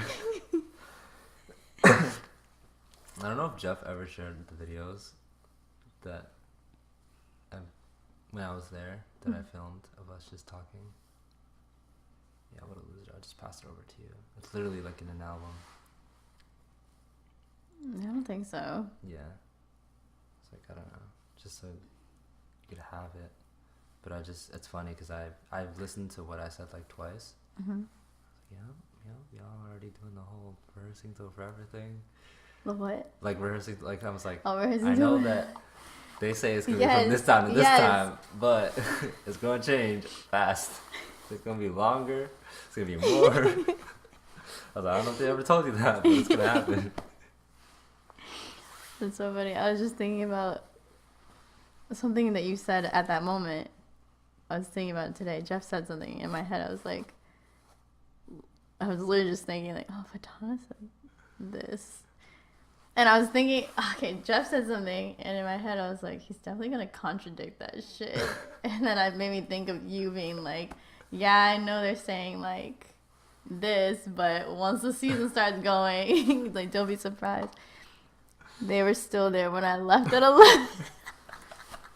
What time do you start? 6? Oh, shit. We haven't even started, like, oh my god. Well, most of it was talking. We like talked at the end. I mean, the whole thing was, like I said, we did evaluations, which was good. Damn. Still there when I left at 11, and I left at 10:30. Yeah. Browns, let's go. Ooh. I just get amped up. This competitive side of me, like. I love that. Yeah, Jeff and I had a little fun rounds yesterday. My neck. That's why my neck hurts. Remember, I walked in. I was like, my neck hurts. Yeah. You're like, are you okay? That's why. Just doing crazy things, unnecessary. I can't even imagine. Yeah. Sorry, I'm just reflecting.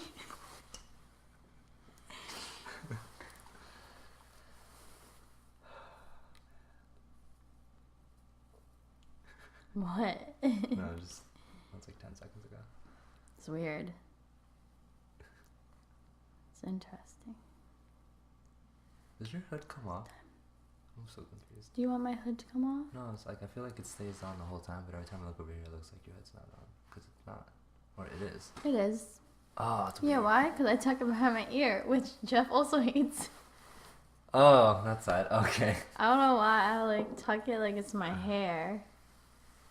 I do know why. You know why? Because I like to hear things. Oh. And Lorraine was just saying this yesterday because she had her hood like this. Yeah. And she was like, yeah, it blocks it. And I was like, I know. That's why I do this. It also feels nice to have things around my ears. Oh, interesting. Mm-hmm. And sometimes I'll do this. Oh, shit. Not with this earring. And then people are like, oh, yo, your ear, and they pull it down for me. And I'm like, no, I want it there. I want that shit up there. I'm going to keep it there. I'm do I don't know that. what It's that nice. sensation's like besides having glasses all the time. Me. Oh, I guess it might be similar to that. Don't like it. Well, it's also because this. I don't Yeah. like this. Yeah.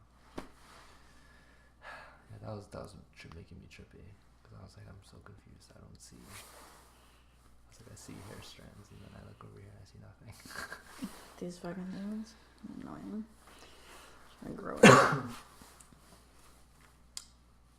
I like talking to you. It's fun. I can't wait to do a podcast with you because I get to just hear you talk forever. Because I really, really, really want to know. You're pretty mysterious. Really?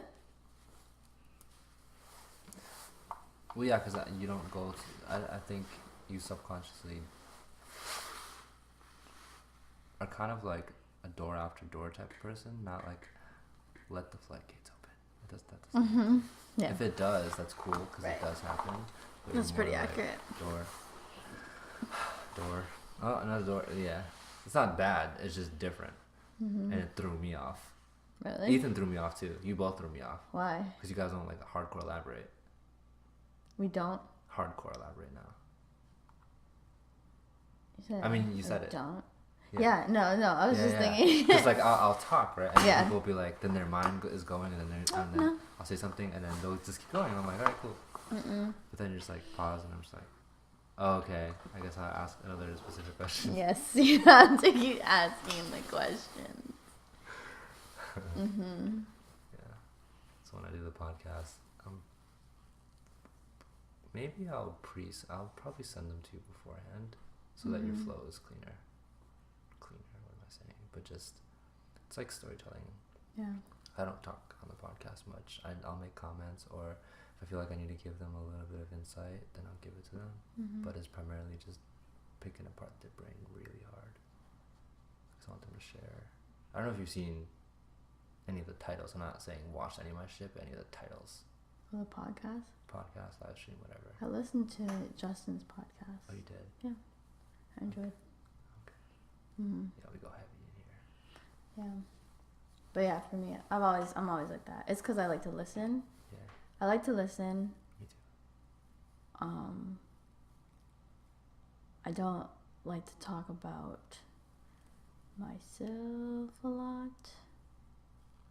I know that feeling very well. I also, like growing up, I was very much like, what is it? It's like I have a lot to say in my head, but I'm not gonna say it outside. Okay. I got that a little bit growing up because my parents didn't let me say anything. Yeah.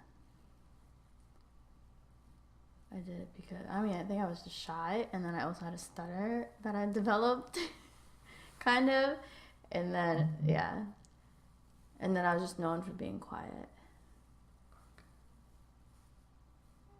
So then when I did talk, everyone was like, oh shit, she's speaking. And I was like, go fuck yourself. I don't want to talk anymore. So I'm going to shut up. But now I like to talk.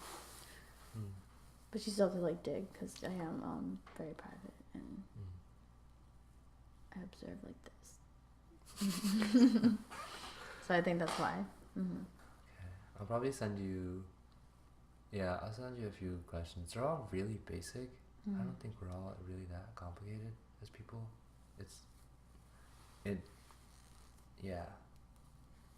But just know that the intent is like everything, because it's the importance about all this stuff to me is the power of vulnerability and the importance of it. So I feel this. So Gary and I both agree, and I had this thought before him, because when you pay attention to the trends, we've become less private as a world.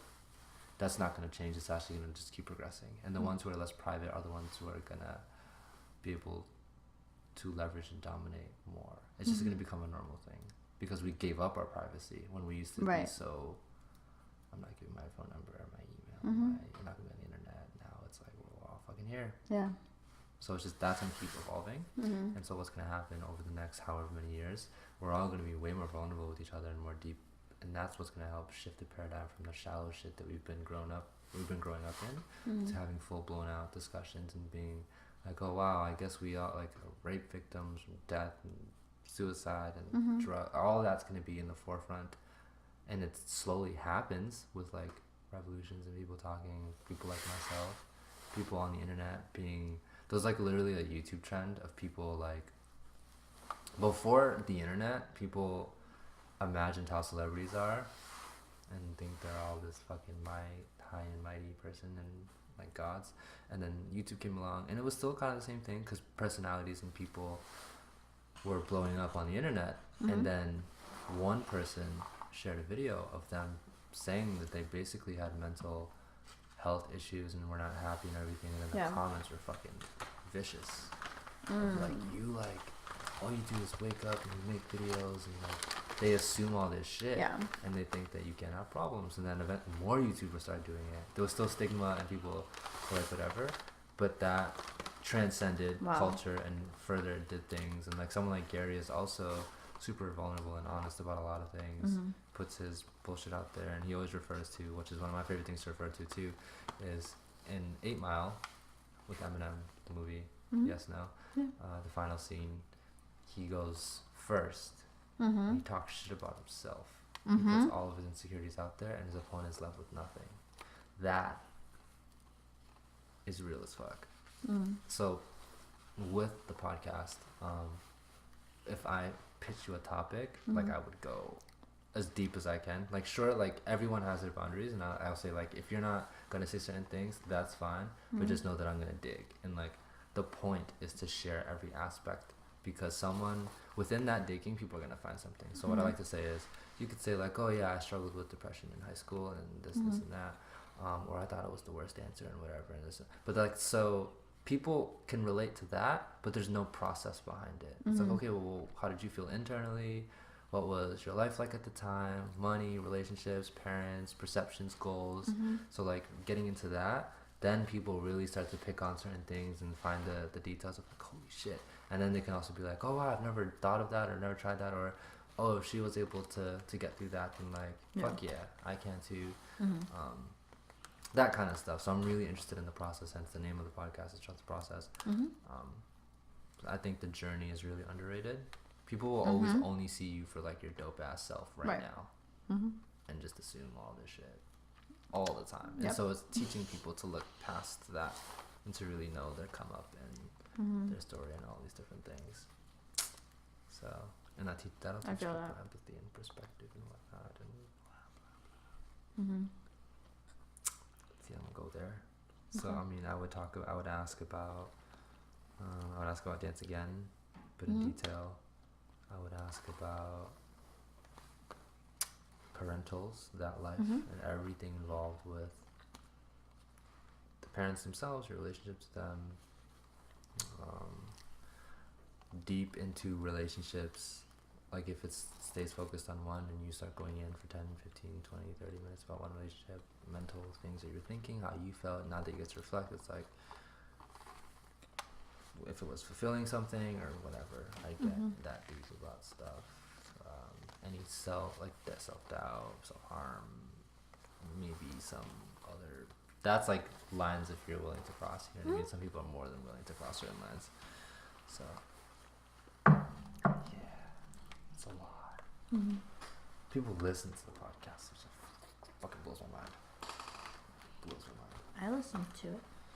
Blows my mind. All the time.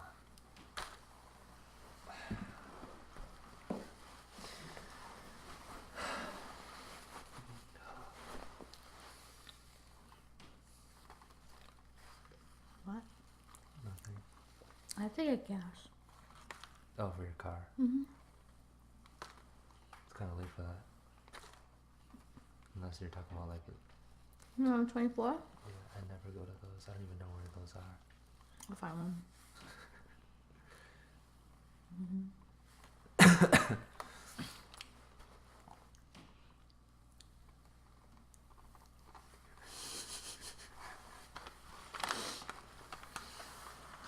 What? Nothing. I'm just appreciating this once in a lifetime moment. It's never gonna happen again. It is a once in a lifetime moment. It's also the last day of 2018. Oh yeah, you're right. Wow, this is special. Cool? It's very special. Look at us here.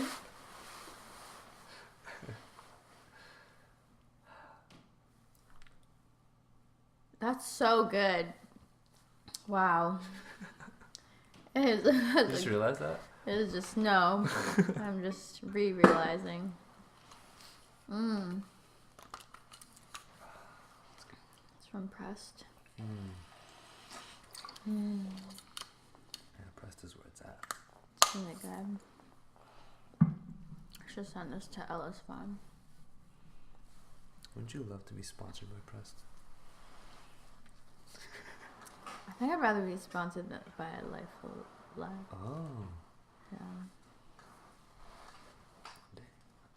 Yeah. Press would be cool too. Maybe, Imagine that shit. you asked me on a weird. I went to Press like 4 times in the past 2 days. Maybe 5 times. I'm kind of like over it. Okay.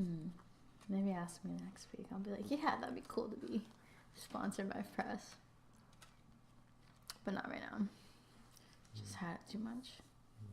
I've only been there twice. It's a good spot for me. I've been not farting the whole time, so I'm just gonna be fart. Okay. That's amazing. We've been here for a while. Okay. Wait, is it gonna trail? No. It just goes up. It goes up? And then it just goes psst, and it dies. Wow. Yeah, I farted today when I was teaching. And I was like, I really hope they don't smell that because it smells awful. And it didn't. So I was looking at the faces to make sure, and I was like, Okay, they didn't bring me smell it. I hate when my kids fart. Hmm? I hate when they fart. My kids never fart. Oh my god, that's terrible. Your kids fart? Ugh. It's like I'm teaching, then I'm like, and I just have to keep going. I'm like, oh my god, it's gross. I'll be like, who farted? Raise your hand. No, my kids are probably crying. I'll take like little things like that and try to make big deals out of it in a good way. Mm-hmm. Like, don't be ashamed. Just let me know, or else you're all doing push-ups. All the kidding. push-ups. I haven't had to do that because no one ever farts in my class, which is crazy. No, that's not crazy. You're only in there for like an hour, 45 minutes, whatever. Yeah, but you're doing things. Maybe that's why I was like, can I go to the bathroom to fart? I didn't think about that until like a few days ago. Maybe that's why people go to the bathroom and they just fart.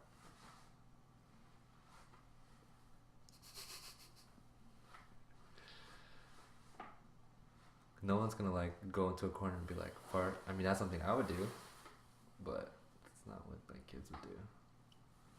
I had some kids be like that. But the general, I mean, I feel like the things we're doing, like sometimes it just happens. Oh, okay, that makes sense. Though. You know, we're doing You like just a kinda lot do of like something and fart comes out. rolling around, like just might happen, Yeah. Okay, like unexpectedly. that makes sense. Yeah. That doesn't happen in my class. Okay, you're quite lucky. I'm like, whoa. Does it smell really bad? Mm-hmm. Sorry. It's okay. It's fine. Just so many children. I'm just gonna like walk into my class one day and just be like, it's okay to fart in here, guys. Just be mindful. It's a safe farting space.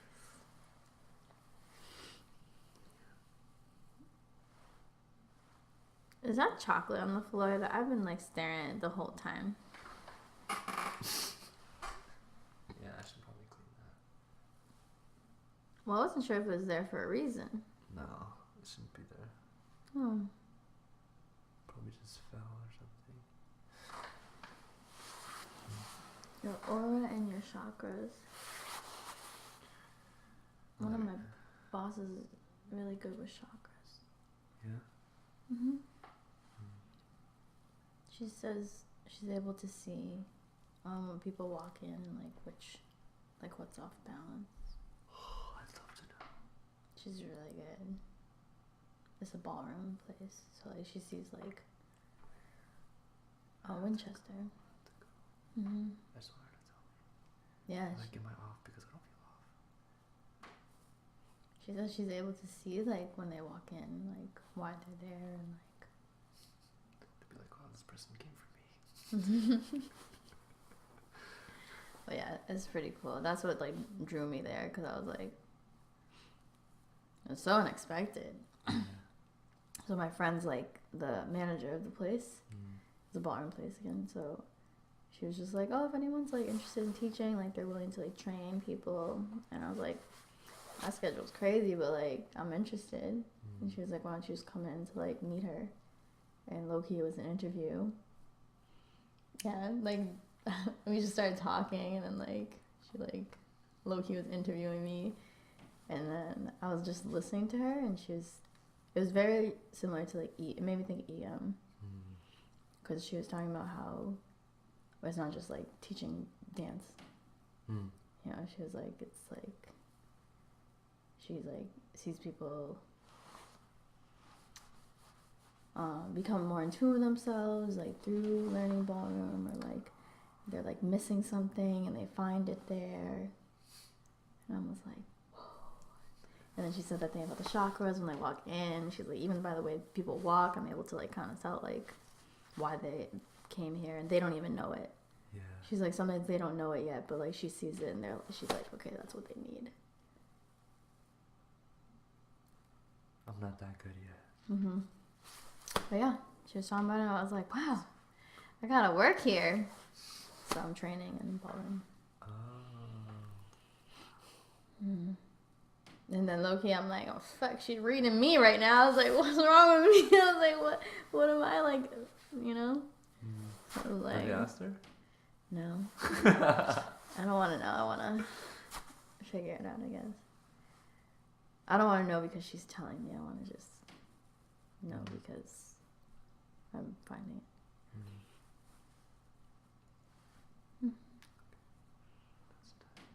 That's actually interesting because she's a boss that is not that stressed. Like, she had an off day a couple weeks ago. There's random people popping in. Bald fact. What's up? I've never seen you before. Hello, if you're still here. I'm burping again. It's all good.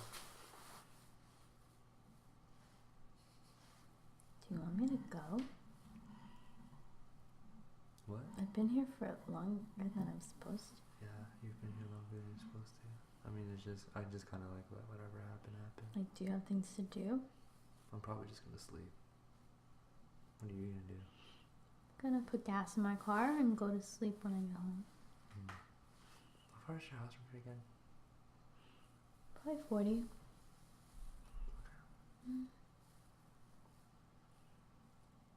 And then you're gonna wake up and where are you going? I was gonna float and then maybe grab coffee with a friend. And then I told Kirsten.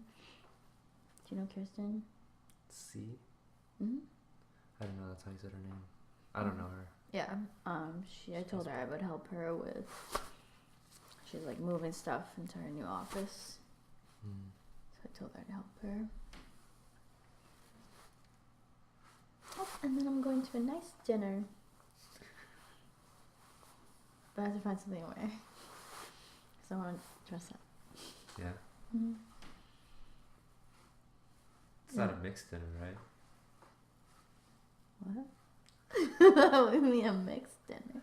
I'm just referring to using that as your terminology.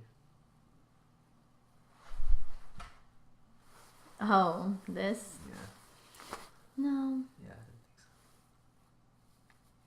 so. No, I'm going with my friend Brett and Rachel. So that's not a mixed thing? I don't know. Everything's mixed. I don't fucking know. That was hard for me to explain. I still gotta figure out what I'm trying to say here. It just looks like there's only two pieces. That's all. Or at least how you're perceiving it, or how it is in your world. 2 pieces. For me, it's like just. So I don't want it to be like I'm escaping the mix with this person. Like, you know, that's not like my reason. Yeah. But that's just the feeling that like I'm able to feel sometimes. That's what's up. Mm-hmm. I used to just see things like this because I think I learned in health class about keeping things separate and how you don't want one problem to pour into the other. Okay. I was like, oh, it's a good concept, so I stuck with that. Mm-hmm. I didn't like it. Well, my body and everything told me it just didn't make sense eventually. Then holistic came into the picture. All parts of the same whole, and we're all one, and blah blah blah. Balance. Like the ocean. Then you start to see, oh, it's like this. It's all connected. It's all important. And then people, and then when I started looking at it that way, then I'm able to see and feel imbalances in other people. I can't see chakras, but I can tell immediately when someone is dealing with something, and when if it's stronger in someone else than somebody else. Yeah. So the ones that stick in my head, for example, that I really like respect and like really root for, there has to be a reason why. And there's plenty of those like you, I was gonna say you and Jeryl, you, Jeff, Sean, Anthony, Ethan, Kaylee Millis, like Shaquan, like you guys. There's just something there that separates you from other people. Yeah, you've said that. Hasn't changed.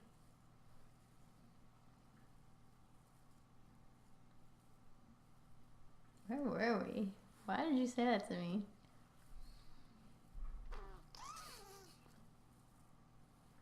I don't know.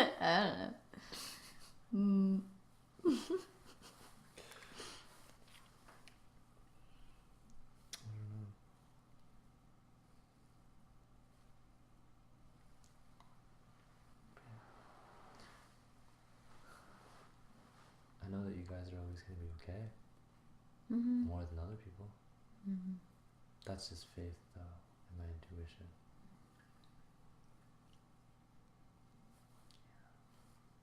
But it's true. You guys have proved that for as long as I've known you guys. Mm-hmm.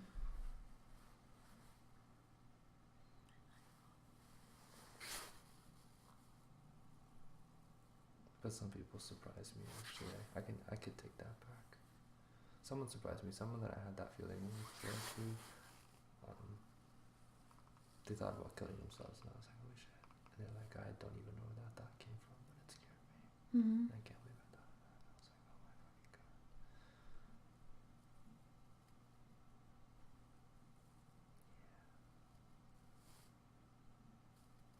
god. You were surprised? Mm-hmm. Really? Yeah, because I have my own thoughts in my head of how I see things. And someone's able to throw off something that I believe in. I'm not emotionally or egoically attached to what I believe in. Mm-hmm. I just look like it's my truth at the moment. And then I was like, oh, well, nope. A handful of people want to. See, one person thought about it. Another person thought about it. I don't remember if they said they attempted. Another person I'm worried about. I'm not emotionally attached to that. Mm-hmm. But I'm concerned for this person. It's like, cause it's a consideration. It's not like just a thought. This motherfucker is okay with dying, and they're being passive, even though they know that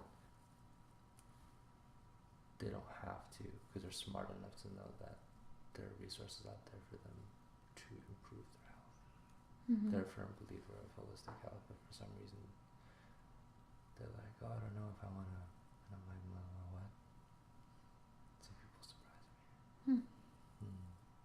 These are motherfuckers that we know. Mm-hmm. And that we're close to. That's why it blows my mind. I'm not too surprised. Just for me. Just like, it's because I only found out about like 2 of them like this year, one of them last year, and I was like, holy shit, I know. Mm-hmm. Yeah.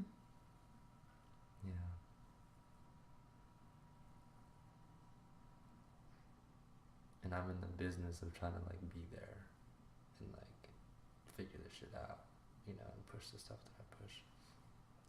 But it's not enough.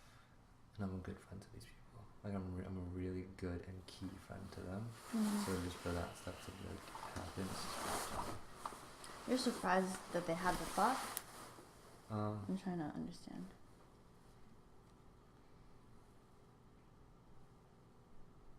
Yeah. Maybe just because people don't really say like, oh, it's suicide. I mean, I've heard like self-harm. Yeah. That's still a little surprising to an extent, but it's way more common. Self-harm, depression, whatever. But like suicide, like just ending it, like what? Mm-hmm. And but this other person's not even necessarily suicide. It's like, I'm just gonna let the universe do its work. What are you talking about? It's like, if this person believes that, they could just die, and then they don't really care about making an effort to live. That doesn't make any sense to me. When they know that they're educated enough to know what to do, so that doesn't have to happen. They're not someone who's like conventional and like, oh, it's over, or they're in fear. They're not afraid either. So it's like, okay, yeah. And then I'm like, oh, nothing surprises me. But it's just little things like that that come along once in a while. It's like, oh, I thought I knew, but I guess not.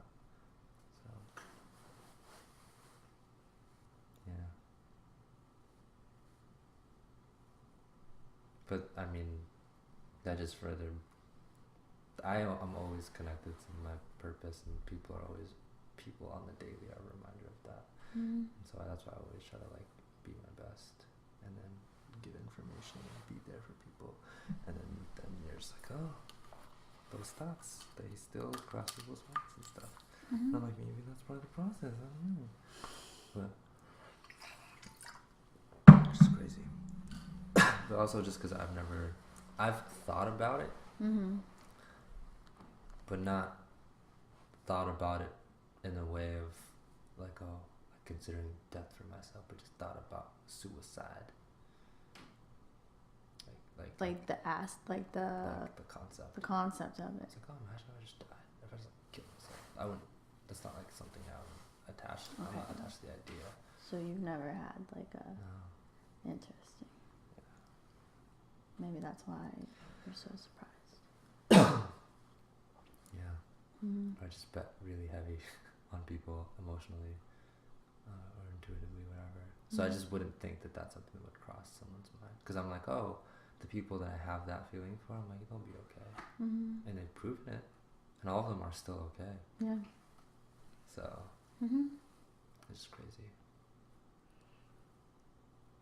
Mm-hmm. Yeah, it's way more common. This year has made me realize how much more common it is.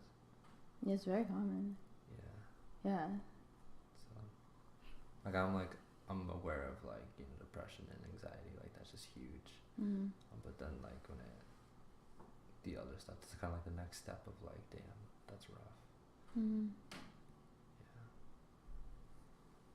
I'm very mindful of it today for sure. Yeah. So. But see, that stuff needs to come to the forefront. That's why I think it's important, and people don't talk about it. I remember doing a session in one of my classes, my regular dance studio classes. I was like, today we're gonna do something completely different when you're dancing. This is what we're gonna do. We're gonna sit and we're gonna do this thing. Mm-hmm. I think all the students were cool with it for sure. Yes, all of them were cool with it. It was rough. It was hard. Most of the parents were cool with it, but not all of them. Mm-hmm. What was it?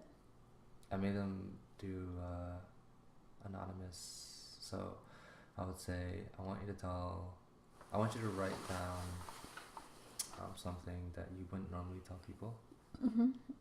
and then something that you're working on. And Mm-hmm. they would send it to me anonymously, and then I'd have them go around and read each one. And I was like, if at any point anyone has any comments, just say something. Okay. And then that's what it was, and people cried. Mm-hmm. That was dope. And then I got feedback from my director. She's like, oh, some parents were like, oh, like, why is he doing that? He's not qualified to make them feel all these things or whatever. Mm-hmm. For her, she was like, she doesn't care. Like, she really respects what I'm doing and is with it. And I'm like, yeah, fuck you. Okay. Such a bad.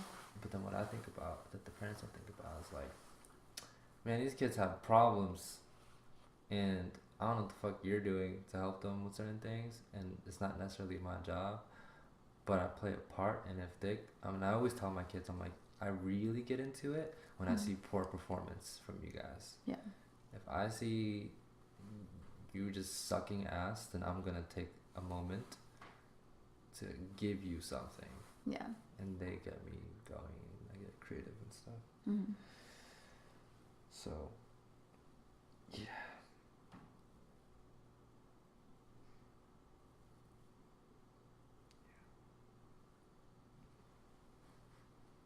Yeah, parents are hard. I'm just glad that I don't care. And that I'm working with people that feel the same as me. Yeah, like the that's good. difference too. So I remember I recently, I think one of my last classes with my little kids, I was teaching, or we were stretching, and then my director comes in, and I'm in the middle of saying like, what's the root of all suffering? And they're like, attachment. I was explaining to them all these different things. Just whatever. But I said that at the end, and so I was just giving the whole spiel, and she was listening, and I was like, at first I didn't notice, and I was like, oh, she's listening, and I'm kind of just going off on this, because I'm trying to implement as much as I can into a class. I'm like, alright, let me, like little lessons of the day, or like dropping in like a phrase, or a reminder, something, because I really want it to click for them. And I love when I see that it does. Mm-hmm. I love it so much. It's when either they ask questions or they're just listening. Then I give them examples all the time. And someone sent me a snap of one of my students. They're like, oh look, she's writing about detachment. Because she recognizes why she's suffering. So you teach them the root, you teach them awareness. And she's like, oh, that's why I'm crying and I'm upset because I'm attached to this dumbass. And I was like, it's good. And then I also give them a little heads up, and I'm like, but it's not the only way to live. I just use it as a tool. You guys were taught attachment, but not detachment. So keep practicing this. Just know that both are important. Yeah. And then people are like, but how do I let go of like my parents and like stuff, or like someone I care about? I forgot what I said, but yeah, that's when I know that they're curious, and I just try to teach them and everything. I know it goes a long way. They'll pop into streams sometimes and dive into my stuff and make changes. Like, yo, like one of my kids. Opinions on side chicks or side pieces? Is it over? Did they leave? Are you still here? I don't know. Opinions on side chicks or side pieces? 3 minutes ago. Oh, nice, Beck. Okay. Do you have an opinion? You can go first, right? Opinions on side chicks. Huh. No, you go first. I have to actually answer this real quick. I'm sorry. Okay. I just like to hear someone else's thing first. Oh, I just had to send that. Sorry. Okay. My opinion. Opinion is it happens. Yeah. My opinion. I don't really know. If I had a side chick while dating someone, what would you think? What would I think? Yeah, if I was like, yeah, oh, he has a girlfriend, and then we have a conversation, we're talking, and then you find out, or I let you know, or either or, whether you find out, I'm like, yo, so like I have this. My first thing would be like, I would just be curious is this like a side chick that your person's aware of, or is this in secret? Okay. Let's go with assuming that it's a secret. It's a secret. Yeah. No bueno. Yeah, not good, but I also understand having a side person. Understand. Yeah. How and why. How and why. I used to have sad things all the time. Not really kidding. In secret. Yeah, in secret's not good. Because my opinion is that there must be something. You're just not communicating with your person. Like your main. Okay, so when I had side people, it was because something was wrong between me and my significant other, and I was too much of a pussy to communicate, or when I did try to communicate, we didn't know how to communicate. So like I would like bring it up, but there was no way to fix it. It would just spiral into some bullshit. Yeah. So then I eventually was just like filling a void, I guess, with somebody else, and then not telling them. Whoops. But I know better now. So is it best to come forth or just keep it low key and don't get caught? Damn, that's tough, huh? I just took the notes so I don't forget. Covered all the that really depends on the kind of person you are, right?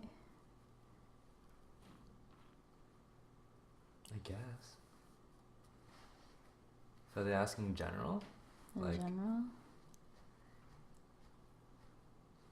Also, my question is like, I guess side chick versus like you're cheating on them randomly.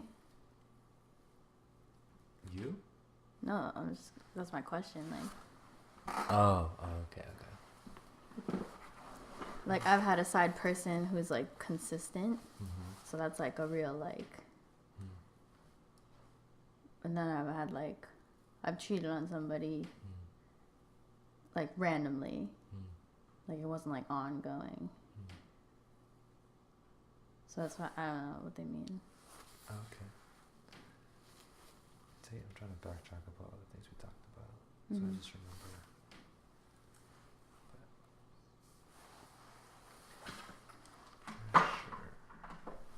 What's Stress, peace, intuition.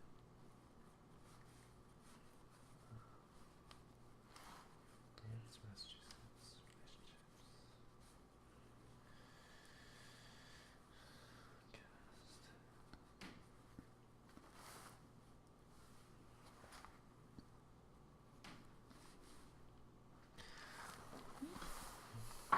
Oh, one night stands? Yeah, that's what I'm asking.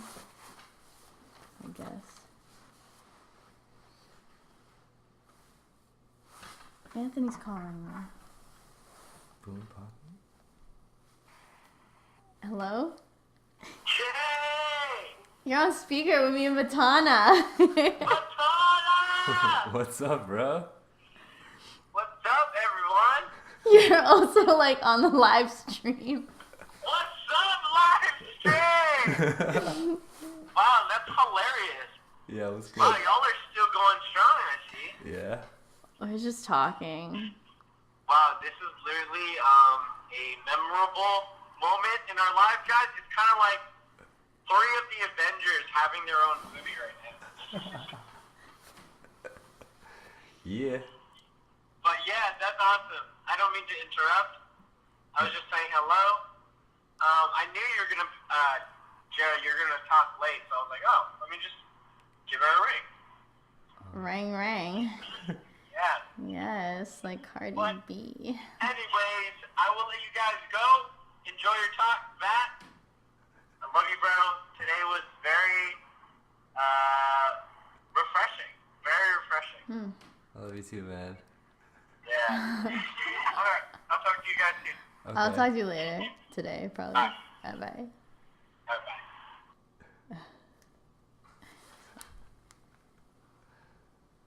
New phone, who dis?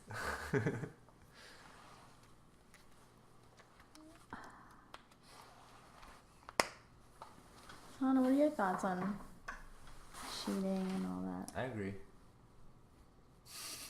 What? I believe that if you do it, you're just filling a void. I think at that point, communication is key, and I think that a lot of it is cultural, societal stuff. Because at that point, it's like, oh, can we try poly, please? Or can we try and work this out? Because I'm having this feeling, and my initial feeling is to try and do something with somebody. Obviously, ain't nobody gonna do it because people aren't willing to lose shit. Because people are scared. But, yeah. I agree with the whole empty, missing something. It's true. And I think it's just normal as a person when you don't, if you can't find something somewhere, you have to find it somewhere else. We just naturally fill voids the way that we need to, whatever that means, even outside of relationships. So yeah. And like telling the person or Oh. keeping it low and don't get caught. I'm honestly gonna say I feel like everything comes out eventually.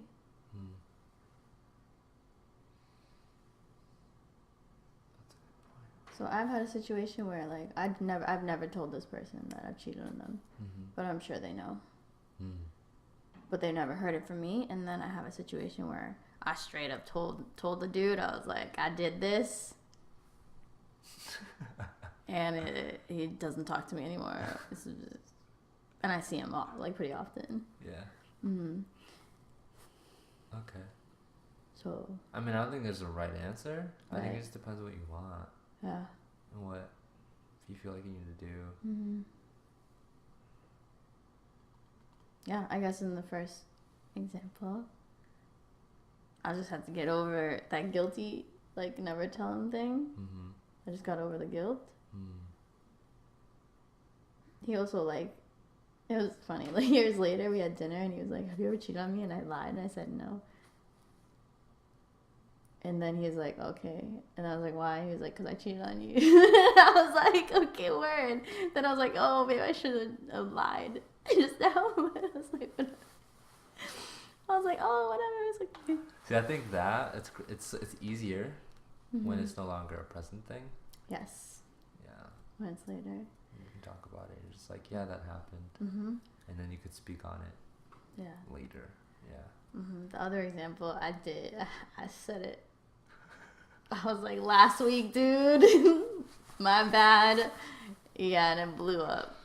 But in that case, I was like, what I wanted was to be completely honest. Yeah. So I think it depends. There's no right or wrong or better. Yeah. Depends on what you want for yourself.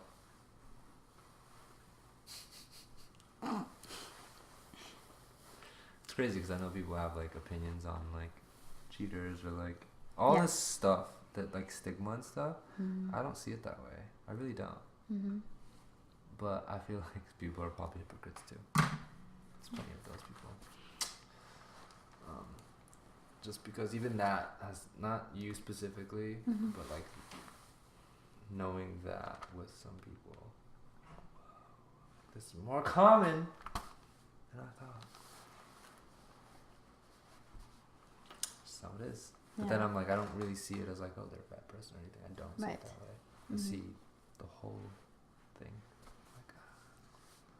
Yeah, I think a lot of people say like the whole like once a cheater, always a cheater. I see stuff like and that. And I'm like, I used to be like, oh wow, like am I always gonna like be a cheater? Yeah. But then I think I had to figure out like why I was doing all that. Yeah. And then, like I can confidently say like, I wouldn't do that way again. Yeah.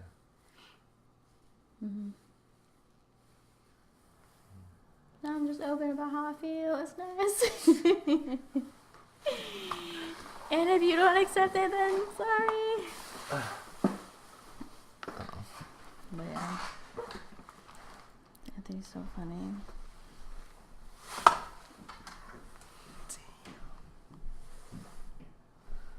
What? They're still just up, just doing their thing.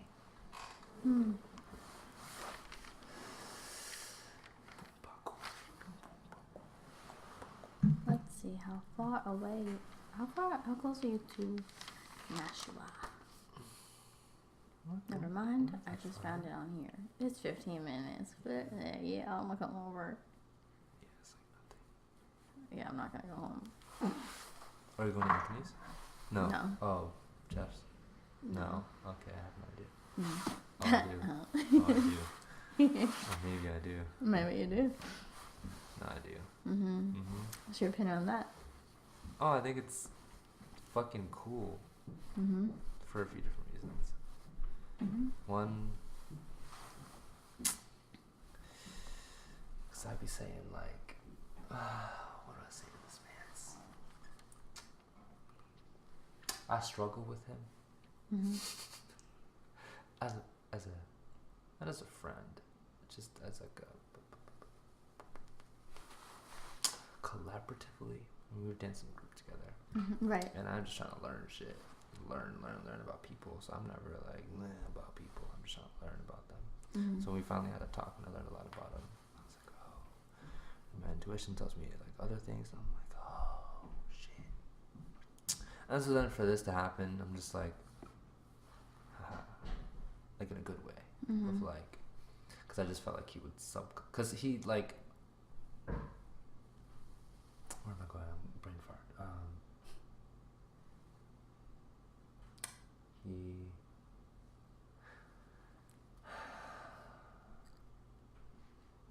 kind of sort of seeks it. And I'm like, fuck.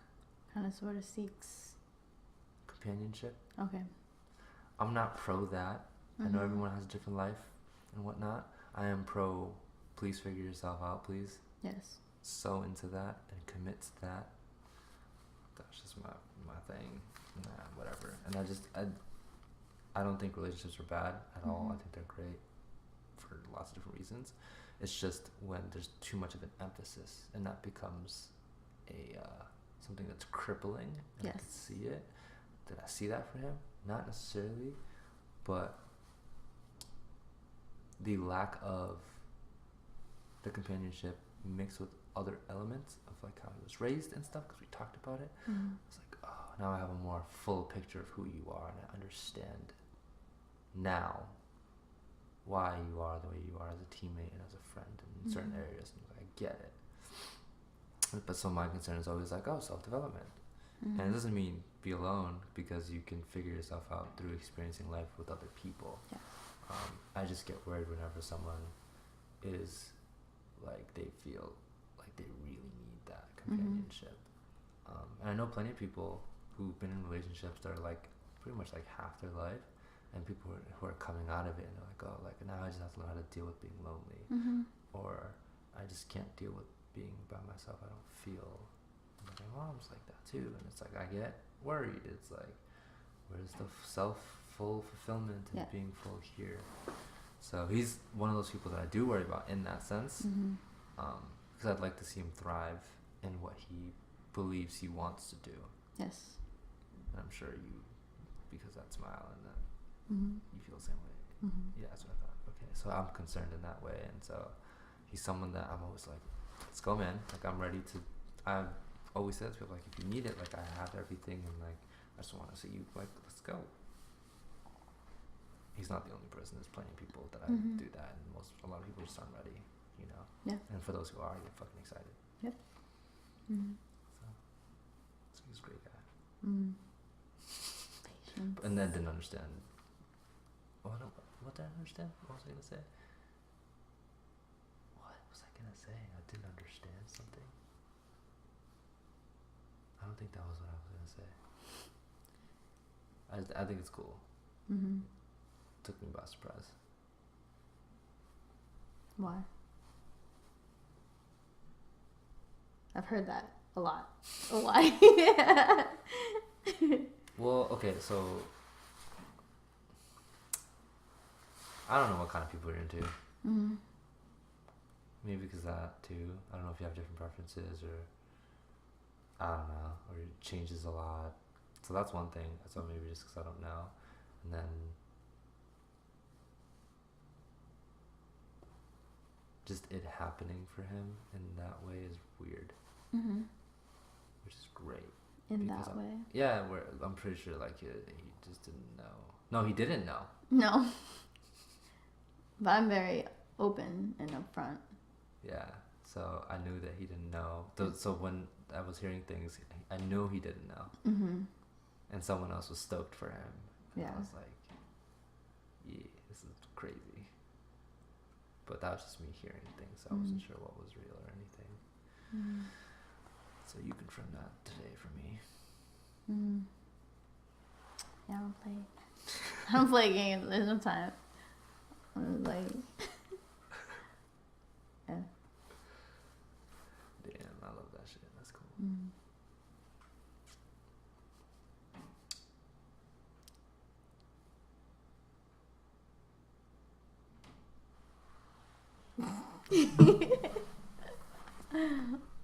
Lots. Well, that's cool. That's fun. It's a good time. 15 minutes is nothing. Yeah. So going up to Nashville for me is like no biggie. Yeah, you're really close. Yeah, I'm in a good spot. Didn't realize how. I guess I should have known how close that is.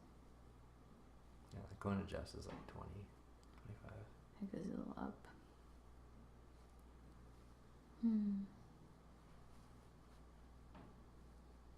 Ooh, I was supposed to ask Jeff something.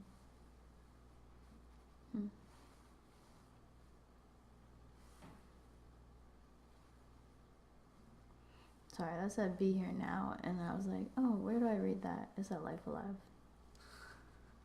Sign says be here now. Did he know that you were still streaming? Who? Your booty call. My booty call? I don't know what else to say. I just kind of gave I don't know.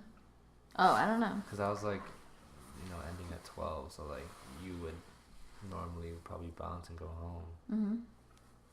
Yeah. So they know that you're still to do now?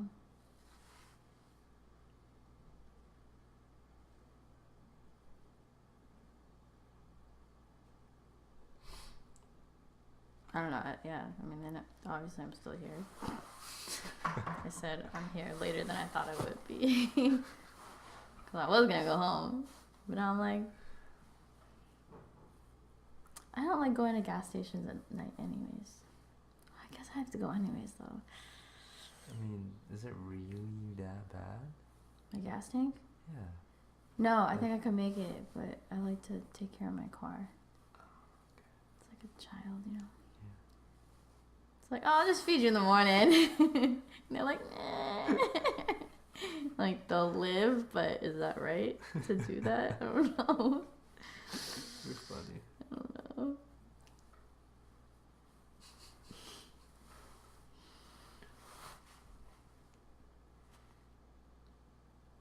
Yeah, I think I'd rather I'll go home early in the morning.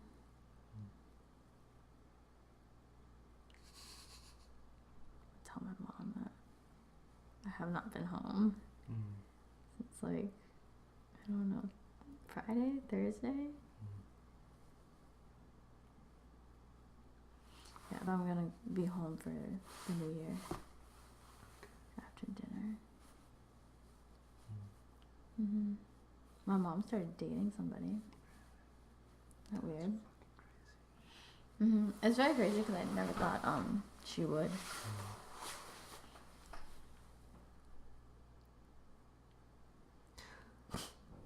I was like, what? Yeah, so that's been a little weird for me. So you know how my stepdad had passed away. My biological dad lives here now. And they're a thing. Wow. That's something. Yeah. How's that? It's fucking weird. It's weird, right? Yeah, it's so weird. For me, I was like, what are all these emotions? And like, where is this all like, so obviously I'm happy for my mom. Because like, I don't know. She doesn't like, she started to like do things. Yeah. Like go to dinner, see movies. She went to my brother's comedy show. Never would have done that if it wasn't for this dude or like somebody. So that's nice. But then I'm like, this is weird. I feel things.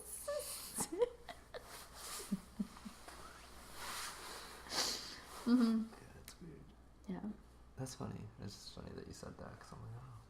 I mean, it's different, obviously. At the level of. Yeah, that's even more interesting. So. Yeah. Wow. It's weird. Especially when anyone who was or is aware, I was like, oh, like my dad passed away. And then it's like, okay, well, my stepdad passed away. And like, no, it's not real dad. It's like. And I realized, I forgot, I was talking to my director. It was just quick. And I had said parents. And then she said like she knows, like she thinks it's just my mom. Yeah. You know? So I was just like, oh yeah, I forgot that like people don't know that. I'm not out here like going crazy blasting it. Which is one of the things I haven't done yet. Which I'm really open about a lot of things and I'm not hiding it. I don't know. I just haven't been super public about it. Yeah. But yeah. It's just different. It's good. It's really good. It's just weird. Just because I'm all like, I don't have a dad now. Then it's like, okay, I do. You do, yeah. Yeah. It's weird. So it's pretty weird. It's like biological.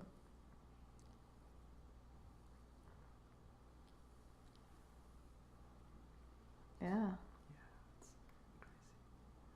That's a lot. Do you remember when we went to Barnes and Nobles? Yes, I do.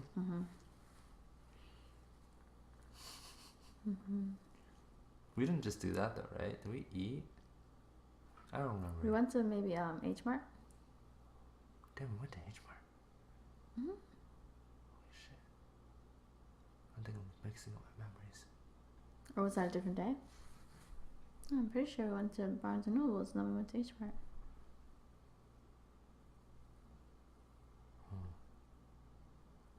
Did we eat? Yeah. Wow. I remember not H Mart. I remember Barnes and Nobles for sure. Maybe am I combining? Did we only like hang out exclusively once? Or twice? No. Was it twice? Did we ever get ramen together? Am I tripping? No. Okay, I'm tripping. No, because that's something I haven't really had. So I know did not get ramen. For some reason, I think those two things were the same night. Okay. We might have just only hung out like once. Yeah. Like that. Mhm. We talked about stuff. And then otherwise, I just see you, and then like guest phone calls. Yeah.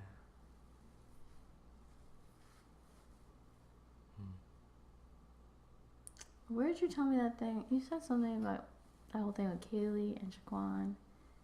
And you said that, but was that on the phone? Oh. I just remember you saying, You, Kaylee, Shaquan. yeah, you were like, once, you said, same thing you just said earlier, like, you see something Yeah. in us, and then you said, once I've figured out what it is, or once I've like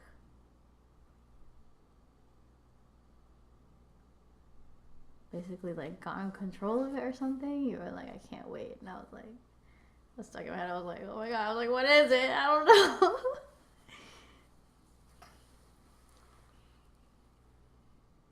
You don't remember?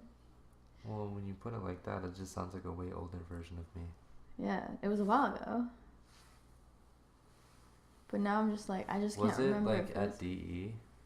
I don't know. I feel like it wasn't, because why would you say that to me there? Like after a class? I remember talking to you briefly after a class. No. Once when I took it with kids. Once. I really feel like it was not at TE. I feel like it was somewhere.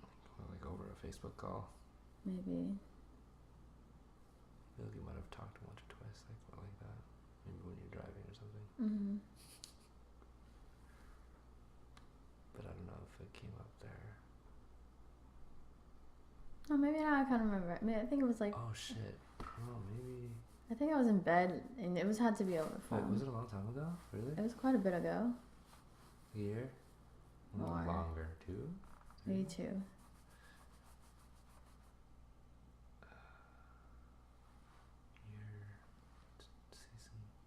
4, season 3. I mean, I did have an idea of like something for the convention in SOC. Teachers. It was after that.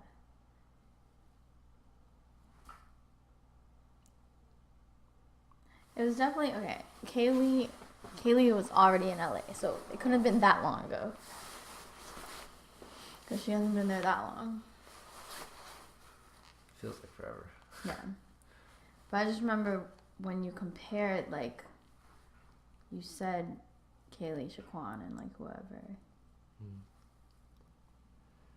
And it was interesting to me because in my mind I was like, God, what is it then? Shit, I mean, I just don't think I'm gonna be like any of that. I know you guys are. There's that. Maybe that's what it, like, I don't know what you mean by that, because like when you say like Shaquana and Kaylee specifically, it's like they're both doing similar things. And then like when you look at me, I'm like, I know my path is different because like my whole fucking like college and on has been like everyone wants me to do what they're doing. Yeah, but I mean, after talking to you, I don't see that the same exact Right. way. I see like the skill is there, but with like knowing what you want, that's completely different. Yeah. I mean, obviously, like I've thought about it, and that's why I talked to you about moving. Like I was like, okay, yeah, I want to move, and then I'm gonna audition and like do all that stuff. Yeah. But then like staying here and then just being around stuff and like getting injured and like losing things. And, I don't know. Now, like for me to like go audition and like be in something and live that lifestyle is not like, I don't see it for myself. Obviously, like random gigs would be cool.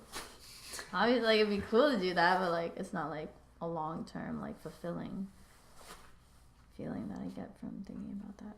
Yeah. Yeah. So that's why I just remember you saying something along those lines and me being like, wow, I was like, because I did think like for a moment I was like, does he think I'm gonna do that? Like, does he think that I'm gonna like move to LA and like do all the cool things they're doing?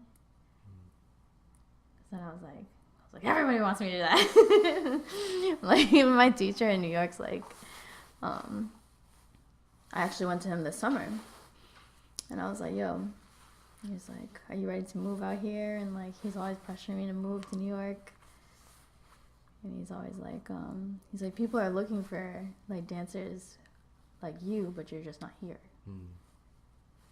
Which is true. Like, you know, they're not gonna book me if I'm not there.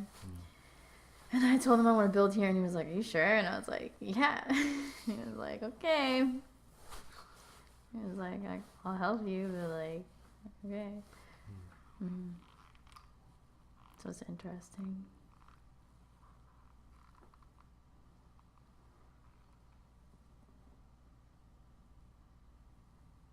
It's not interesting. No, it is interesting.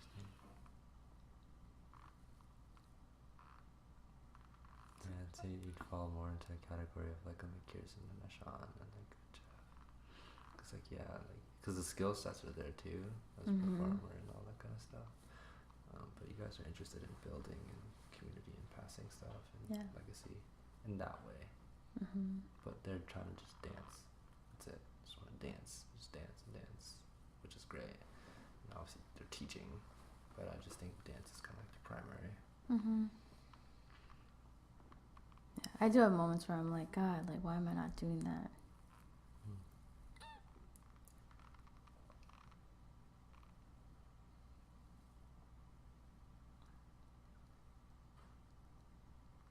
It's hard. I don't know. Well, like Charlie and I just saw like two of my friends are in Cinderella, like the musical, like that, like big ass theater, and we got to go backstage, and like it was cool watching them. It's always like part of me is like, why am I not doing that? Like, what the fuck am I doing with my life right now? And then the other part's like I don't want to do that. Yeah. You know, like it's cool.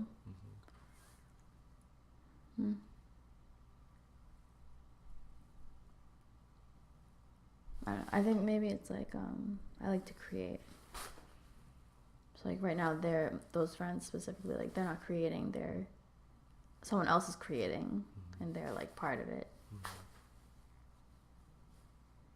So I like EM because like I get to create, but also dance. But it's a lot of work.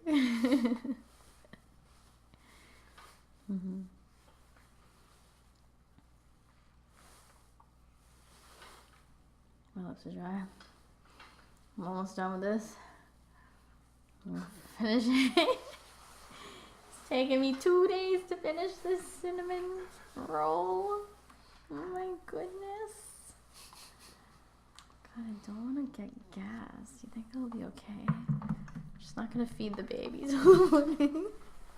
I mean, if you're only driving up 15 minutes, you should be fine. Yeah, that's why I'm not having kids.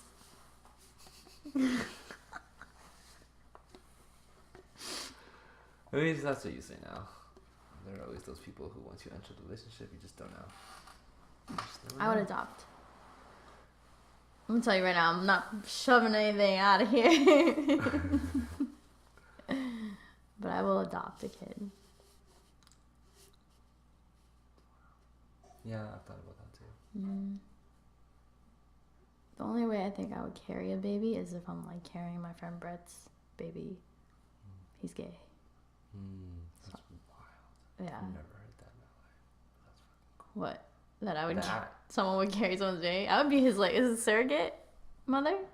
Like you just have like if he has a husband, obviously they can't have kids, so like I would have to carry the baby. You know what I mean? I would do that for him. Yeah, I've never heard that before. What? That's insane. Mhm. In the best way possible. Mhm. You have to say that on the podcast. That'd be great. That's because I've never heard that in my life. That's wild. But so cool. Mhm. That would probably be the only reason. But you're right. I say this now. Yeah. I've also been pregnant and had taken care of. And I've learned that that's even more common than I thought. Yeah. But like just from that experience, like the shifts in the body. I don't know if I could do that for 9 months. I don't know, or like even more. Like that's like 9 months. Then like after. Yeah. That's another reason why I'm like, no thanks. No thank you. I'm okay. It's traumatic to your body. Like, Yeah. yeah, dudes are lucky in that way. I can't imagine. Yeah. Yeah. Like being hijacked by an alien. Basically, it's like, oh my god. Yeah. But I understand, like, the good parts of it. Like, there's no other. I mean, it's its own thing. Like, there's nothing to compare it to. Yeah. Like, I can't go and do something and be like, yeah, this is what I would feel if I did that. I understand. But, no. My director had told me that both her and her husband were like sure they weren't gonna. We both knew. But after some time, we're like, we need to do this kid thing, and we're like, guess. And that was it.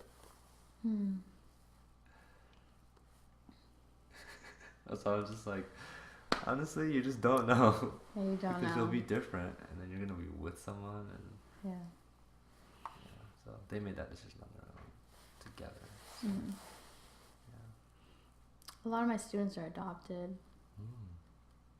And then my boss's daughter is a single mom and just adopted. Like, she doesn't have anybody, but she was like, I'm ready to raise somebody. So she adopted this child. I'm very drawn to that. Yeah. I'm very drawn to the idea of, like, there's already too many people on the planet. Oh yeah. I think about that too. You know? So I'm like, why would I not just help somebody who already needs help? I always think about adopting like a squad of kids. Like Annie, but like nice. Not like Miss Hannigan. Be fun. Expensive. On the side. I had like a thought. Oh, why did this cross my mind? Raising kids. Someone asked me. Balancing the kid.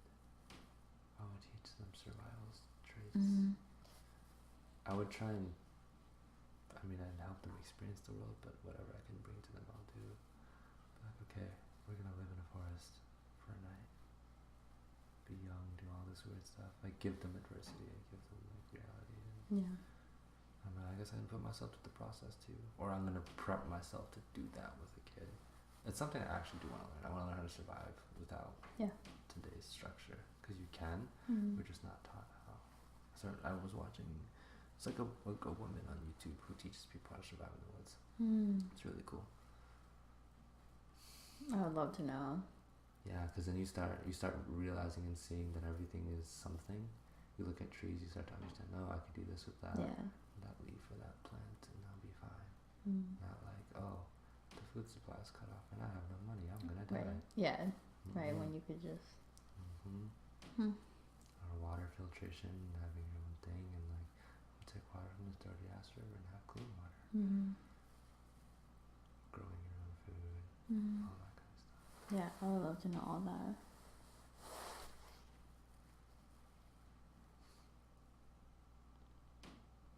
Oh, are you going on a hike? Which one? The one On that the I asked 6th? you about?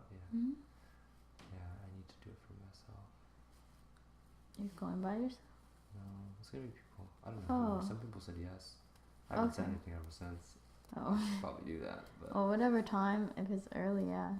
yeah, I'm trying to do it in the morning because it's on a Sunday, and I'm gonna stream. Mhm. I'm probably gonna teach when I come back and then stream. So Mhm.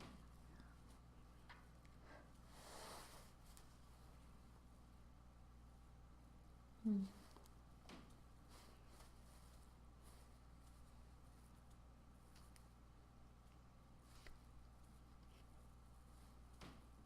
Sorry. Just thinking.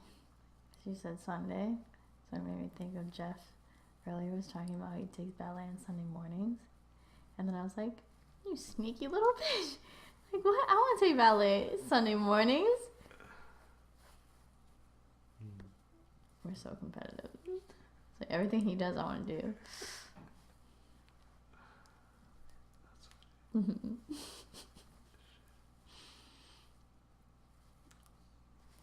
It's like, never been so competitive but supportive with somebody. yeah, it's a good feeling. Mm-hmm. I was like that with him earlier in my earlier days with him, and like Jamie and stuff. Mm-hmm. All competitive with one another.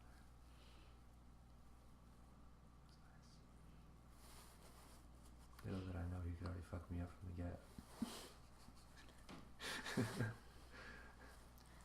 love J-Rod. We're not competitive. He just like shares things with me. Yeah. Jeff and I are like, I'm like, you did a backflip? I want to do 2.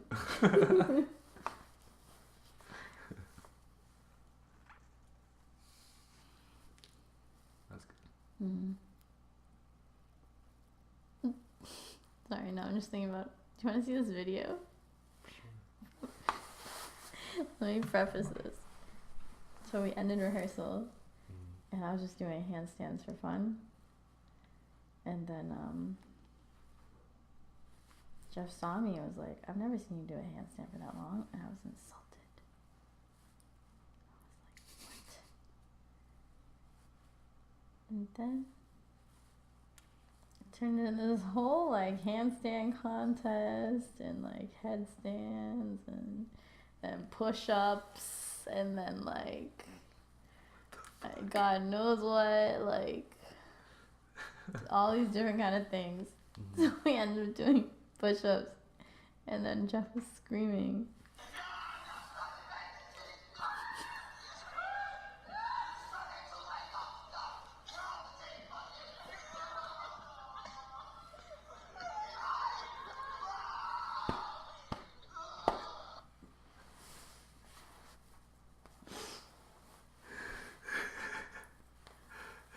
His face. I know, it was that intense. That's why my neck hurts.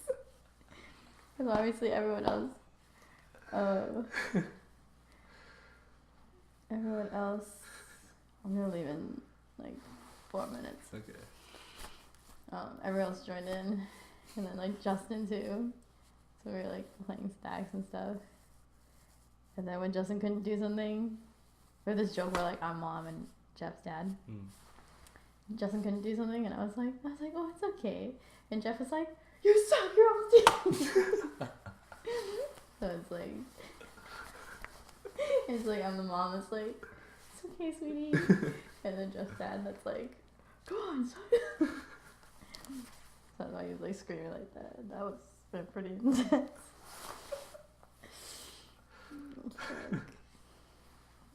My shit's too funny. It's funny.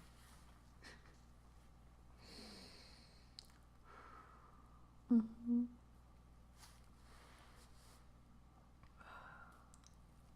Yeah, I wish you were there for that talk today, though. For that rehearsal? Yeah. What did I miss? Like, briefly. Our main topics.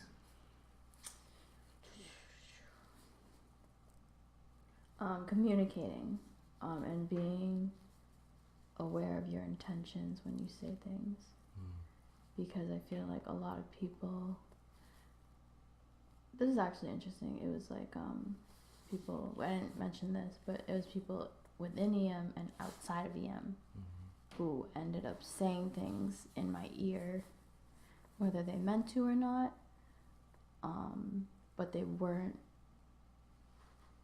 They were saying things in my ear that involved Jeff and his actions, and they weren't also saying it to Jeff. Okay. So then it was almost like everything was on me. And then I went to Jeff and I was like, first of all, has anyone asked you anything or talked to you about this? And he was like, no one said anything to me. I was like, that's funny because like now there's all these things in my ear, you know? So we just wanted to address that. Like if you have concerns or if you're feeling some sort of way, like maybe be more direct to the person instead of, you know. And then also just know your intention because like I know some people might have just like said it jokingly, you know. So that's the gist of Damn, it. I would have slayed. Yeah. Yeah, and then we dipped a little into like also knowing how you're portraying things. Because I think it all really stemmed from like Jeff's trip or his like absence recently. How long was he gone for? And like, wasn't that like during like a break time or something? Or was it during a rehearsal? Was it a weekend? He missed like 3 weekends in a row. 3 weekends in a row? Give or take because like one weekend he missed like a day, the next weekend he missed 2 days, and then the next weekend he missed the whole thing. So I think it was like the consistent, like the 3 in a row, and then by the last one it was like kind of like, you know, like we miss him. So yeah, that's what we addressed. Communication. Mm-hmm. Mm-hmm.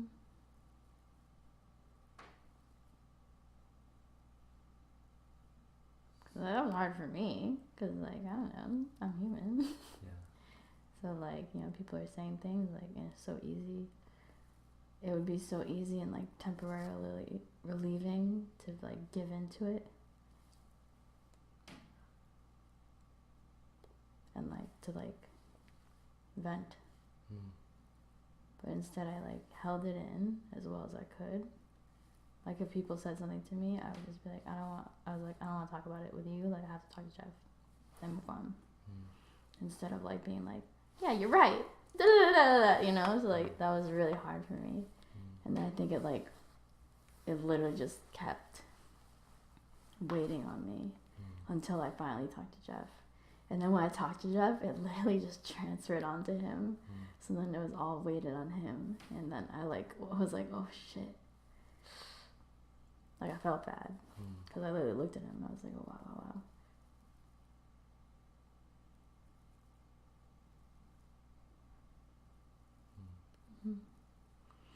Hopefully it'll be okay now because like everything's pretty out in the open.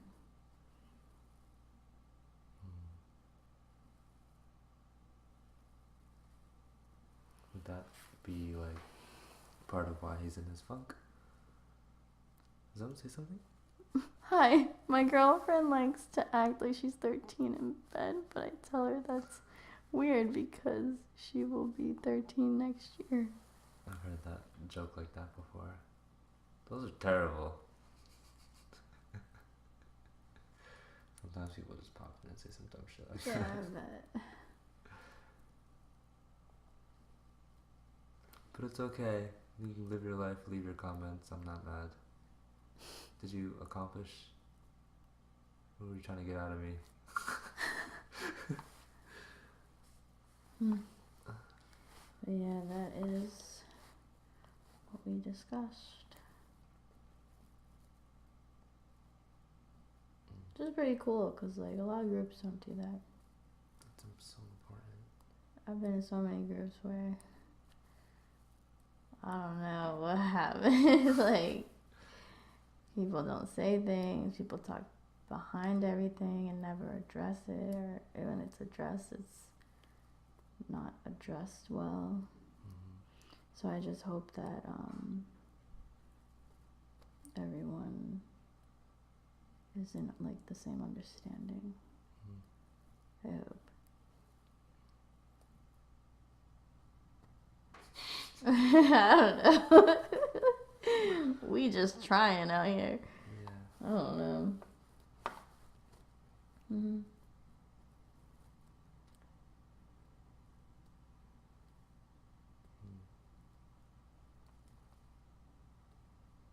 It's also hard because it's like, even like me right now, like I'm like, shit, did I say something I shouldn't have said?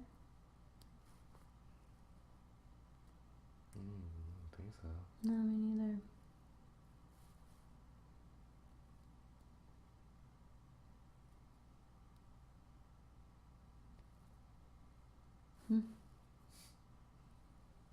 Yeah, we just talked about like fine lines, I guess, between like privacy and then like things you have to communicate. Mm-hmm. People just need some empathy. It's the magic. Mm-hmm. Hmm.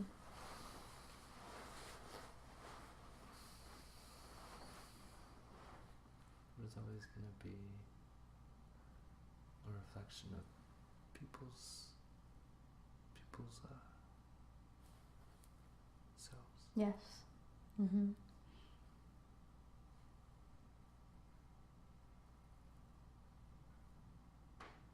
Like someone projected their shit onto me today. Really? Yeah, they're supposed to stream with me, and I got to just show you. It's not a big deal. Mm-hmm. But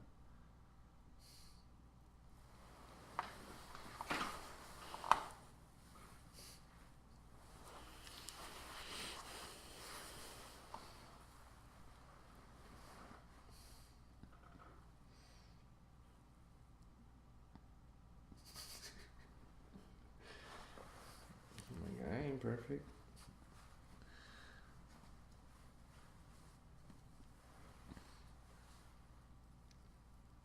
I'm slow reading.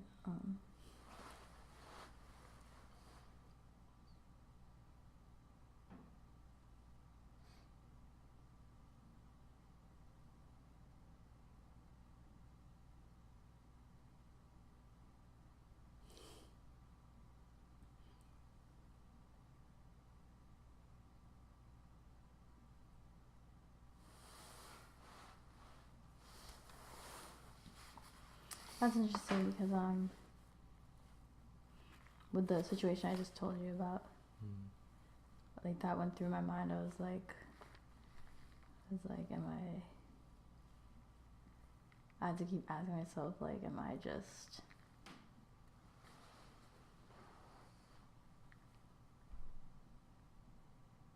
I'm projecting, but like, well, I know everything is a like reflection of myself. Yeah. So I don't know. That I was like thinking, before I talked to Jeff, I was like, a lot. I was like, oh my god, like. Yeah. Mm-hmm. Then I was like, am I just feeling this because maybe I'm mad about something in the past? Or am I just mad about this because of what it is? Mm-hmm. So I had to ask that a bunch. Does that make sense? Yeah. Like, gosh, it feels so good to have talked about it all. See, that's good. That's important. Yeah. This is the second half of that text. I responded, not through text, but actually through Messenger. Okay. That's also interesting. Yes. Because one quote that I really liked that I mentioned to the squad was like, Jeff was saying, do nothing and leave nothing undone. And then I was like, also, I'm responsible for what I say, but I'm not responsible for what you hear. Oh, okay. So that makes me think of that because you just said one thing, but it was spun into that. Yeah. You know what I mean? Like regardless of like text or word, what are you laughing at? No, yeah. Okay. Yeah, I was like, nothing. does that make sense? No, yeah, it makes perfect sense. That's exactly why like I have to like remember that quote because so I don't do that or like. Oh.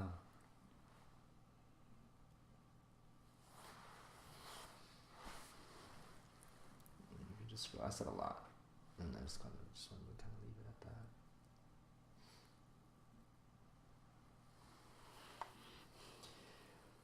Because I'm at peace with me, so just.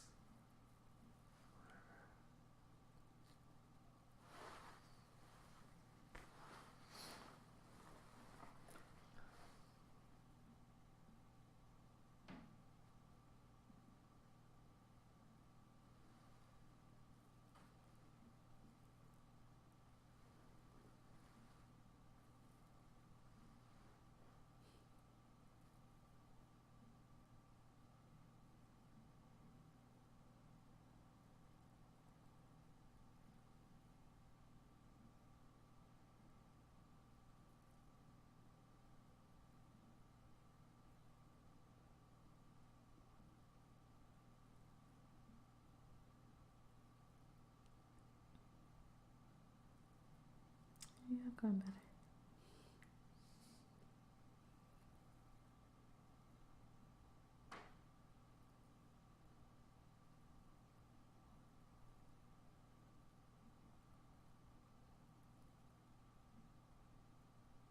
Wow.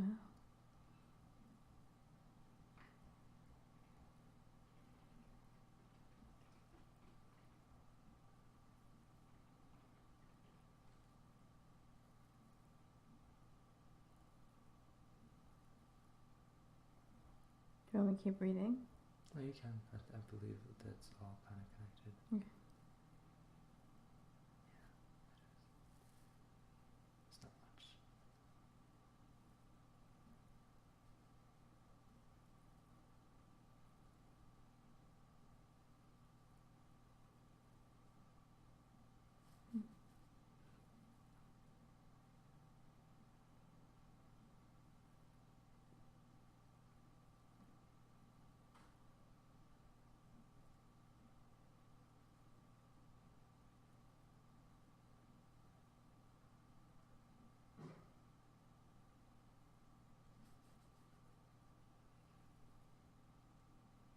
Hmm.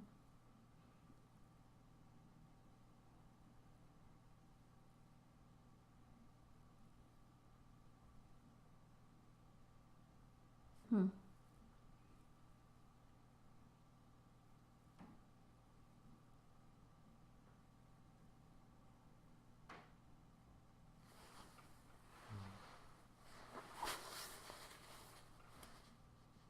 Hmm.